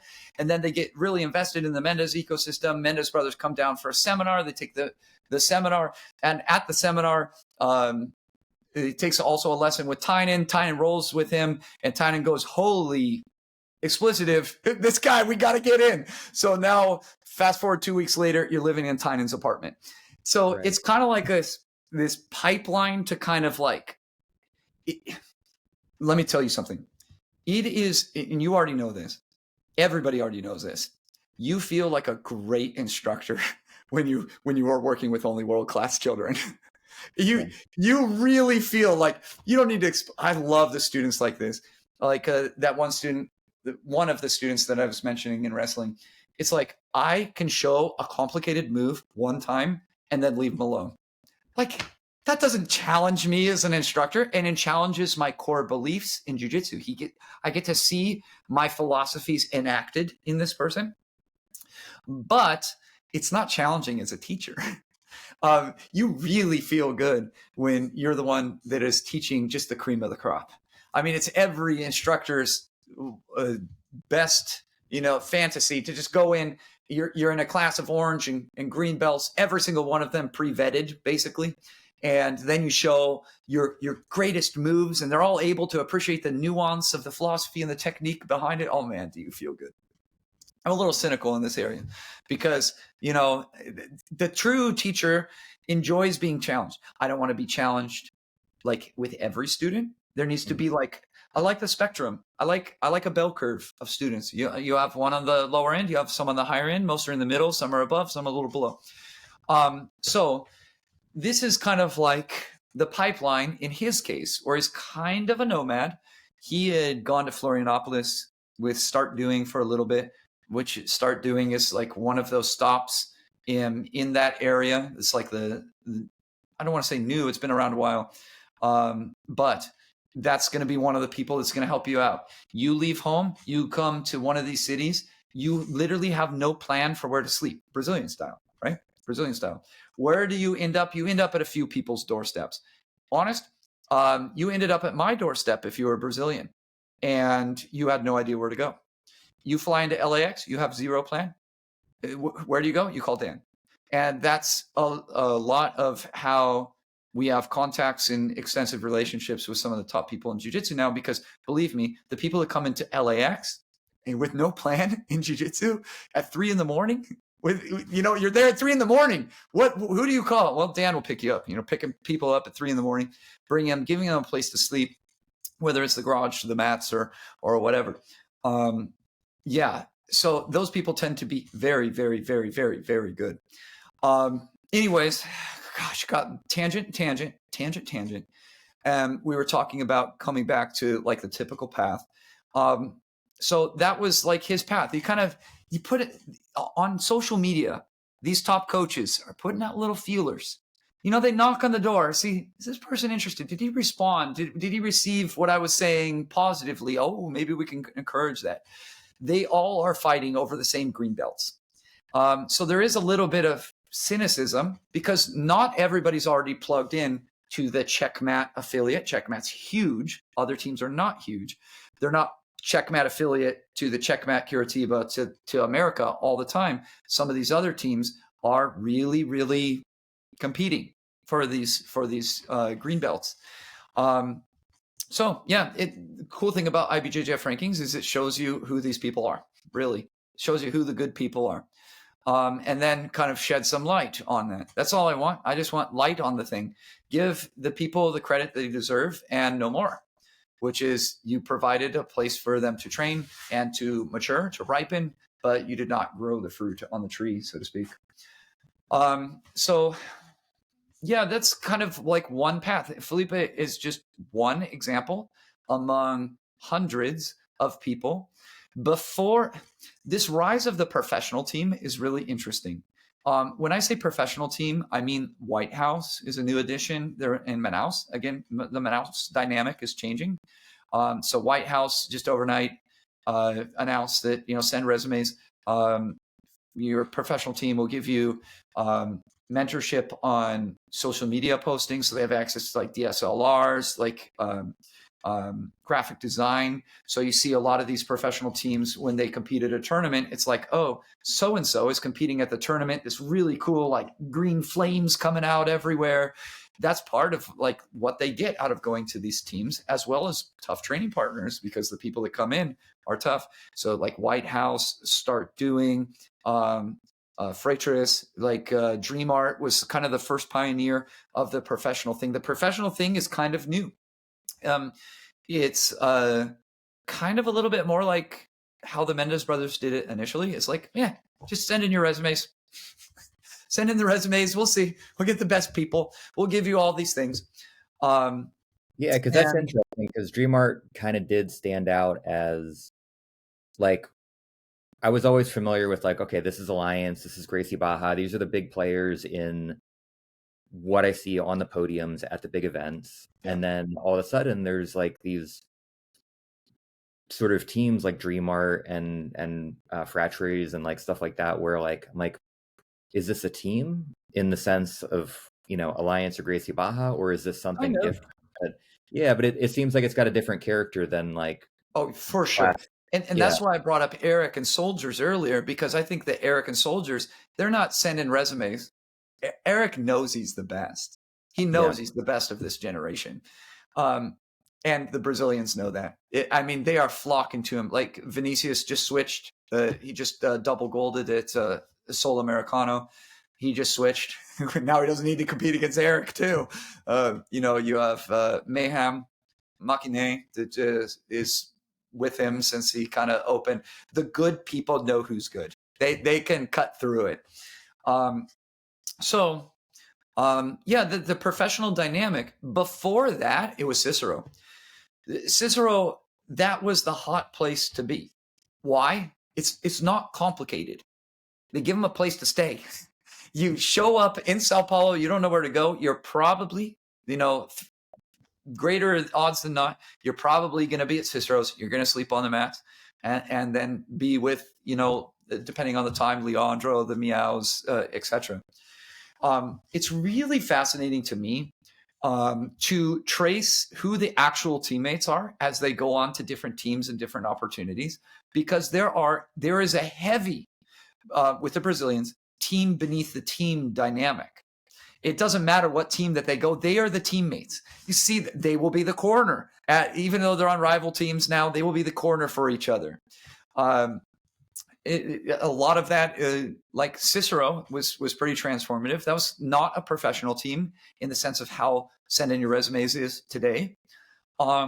But it was kind of like shades of that. But there was still that kind of camaraderie that they came up together. And especially the Manaus kids that went to Cicero and came up together, like Diego Pato and Joao Pedro Bolo, and Guy Fernandez. Like, those guys are on different teams at times, and that's like the team between, the team underlying the different teams. And like, once you know this information, you're like, okay, this team is about to explode for sure because of this underlying dynamic between everybody. Again, a window that Americans are not super privy to because we cannot crack the cultural curtain of jiu-jitsu practitioners, nor are we really striving to at this time. So is that team beneath the team more of like, during their formative years, they all were formative years. The people that came up from nothing together, when they moved from, nothing to good, there's those groups of people that did that together. They are unbreakable as far as their bond. There's a lot of that going on because a lot of those are the champions, the medalists in the adult black belt category. So which for you is why maybe some of the American kids having like a few years of wrestling experience is important because they learned that bond of You need the bond. And Americans are not well serving to that 14 to 17-year-old demographic in any sport. It's not just jiu-jitsu. Every sport talks about it after puberty. It's really 12 to 17 where you lose everybody because there is different cultural pressures. You get real homework in middle school, in America. You have math homework every night. You have English homework. You have essays, all of that. I mean, every culture has the opposite sex thing, with relationships developing during those puberty years as well. So that's not unique to Americans. But I think the cultural pressure to like focus on school, focus on the thing that matters, and it does matter. I'm just telling the way that it is. And then after to go to college, there's definitely a lot of pressure in families to go to college. And college is a good choice for some people and it's a poor choice for others. Nolan, very, very poor choice for college. Oh man, I got a great story. I'll tell you this story. We are cracking up to this day over this story. So I'm going to try and omit names so you're not able to put it together on the other person's end. So I had a homeschool kid who was very, very talented, exceptional, and had been taught by the top people in jiu-jitsu, a number of the top people. And they felt that the messaging that they were receiving among their peers was college is a waste of time. And for this family, college was a very important thing to, strive to. And they felt that, maybe my messaging might have been better here, a little bit more well-rounded based, maybe on the conversation that we just had about, you can train an hour a day and just be fine as long as you do it for years and years and years and have 10 years experience by the time that you're 20 years old or 18 years old or whatever it is. So they come into the academy. No one's there. Like, you're going to roll with all these people. And there was another 14-year-old who's very talented at our gym. And after or in between class or during, at some point, Nolan just starts going off on how this 14-year-old, our 14-year-old, she brought up college for some reason. Don't go to college. It's a waste of time. It is the absolute, you want to be a champion. You don't want to go to college. Now, unknown to them, this is our humor. We have a humor in this type of thing. He's not serious when he's saying it, but the family that's visiting is like, oh my gosh, I'm trying to get away from it. So I'm like kicking, I'm like kicking Nolan, like, Nolan, stop saying what you're saying. Cause he's just being stupid. He's just being Nolan, which is, we have a very like dry sense of humor. Our sense of humor is very funny. And nobody would ever listen to Nolan anyway. Nolan is not the type of person you listen to life advice for. Nolan is the type of person that you listen for how to omoplata people. So anyways, I'm kicking him. He's like, what are you kicking me for? What? I'm right. College is a waste of time. And guess if I ever saw that family again. I'm going to guess no. Never saw him again. So like afterwards, I'm like, Nolan, that family was here because of these reasons. They wanted a little bit more well-rounded messaging. He's like, oh, sorry. It's really funny. That's awesome. Yeah. All right. Well, we done? We out of questions? I think it feels like we're winding down a little bit, right? Cool. Yeah. Yeah. It's a pleasure to be here. Super fun to talk. I can talk for ages. A little tired, so I'm not as mentally sharp right now, again, because I'm up adding videos to IBJJF rankings late at night when I can't do it. No, I mean, I get it. I mean, I'm, same for me. Like, we all got our stuff that we're doing. But I thought this was fantastic. I mean, it was super helpful. It was very insightful. We talked about a lot of stuff that doesn't really, especially with the behind the scenes Brazilian stuff and how IBJJF rankings connects to your larger philosophy of you know, coaching in sport and all that kind of stuff. We touched on a lot of cool stuff. Is there anything that you wanted to say before we call it a day? I don't know. I don't have an Instagram. You don't need to follow me. Okay.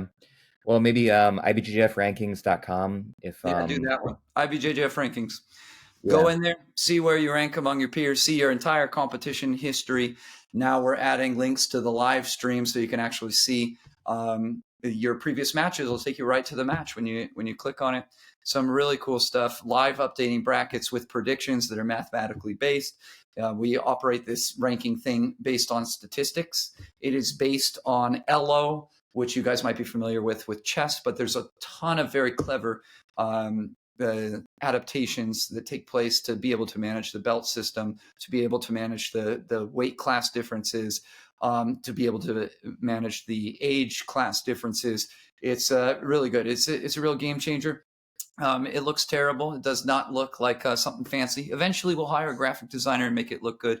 We want to make sure that that number is perfect. So if you like what I do, just head on over there, take a look, use it for scouting out your opponents, use it for researching top competitors and all that jazz. Awesome. All right, Dan. Well, thanks a lot. I appreciate you, brother. And if you're ever in Philly, come say hi, grab a cup of coffee, some pizza, train a little bit. If I ever get out to Brea, I'll come visit you guys and If do you're the here for same. Worlds, just come on down. We're just right by the Worlds venue. Awesome. Very cool. Thank you, Dan. I appreciate it. Yeah, thanks a lot. All right. Bye. Cool.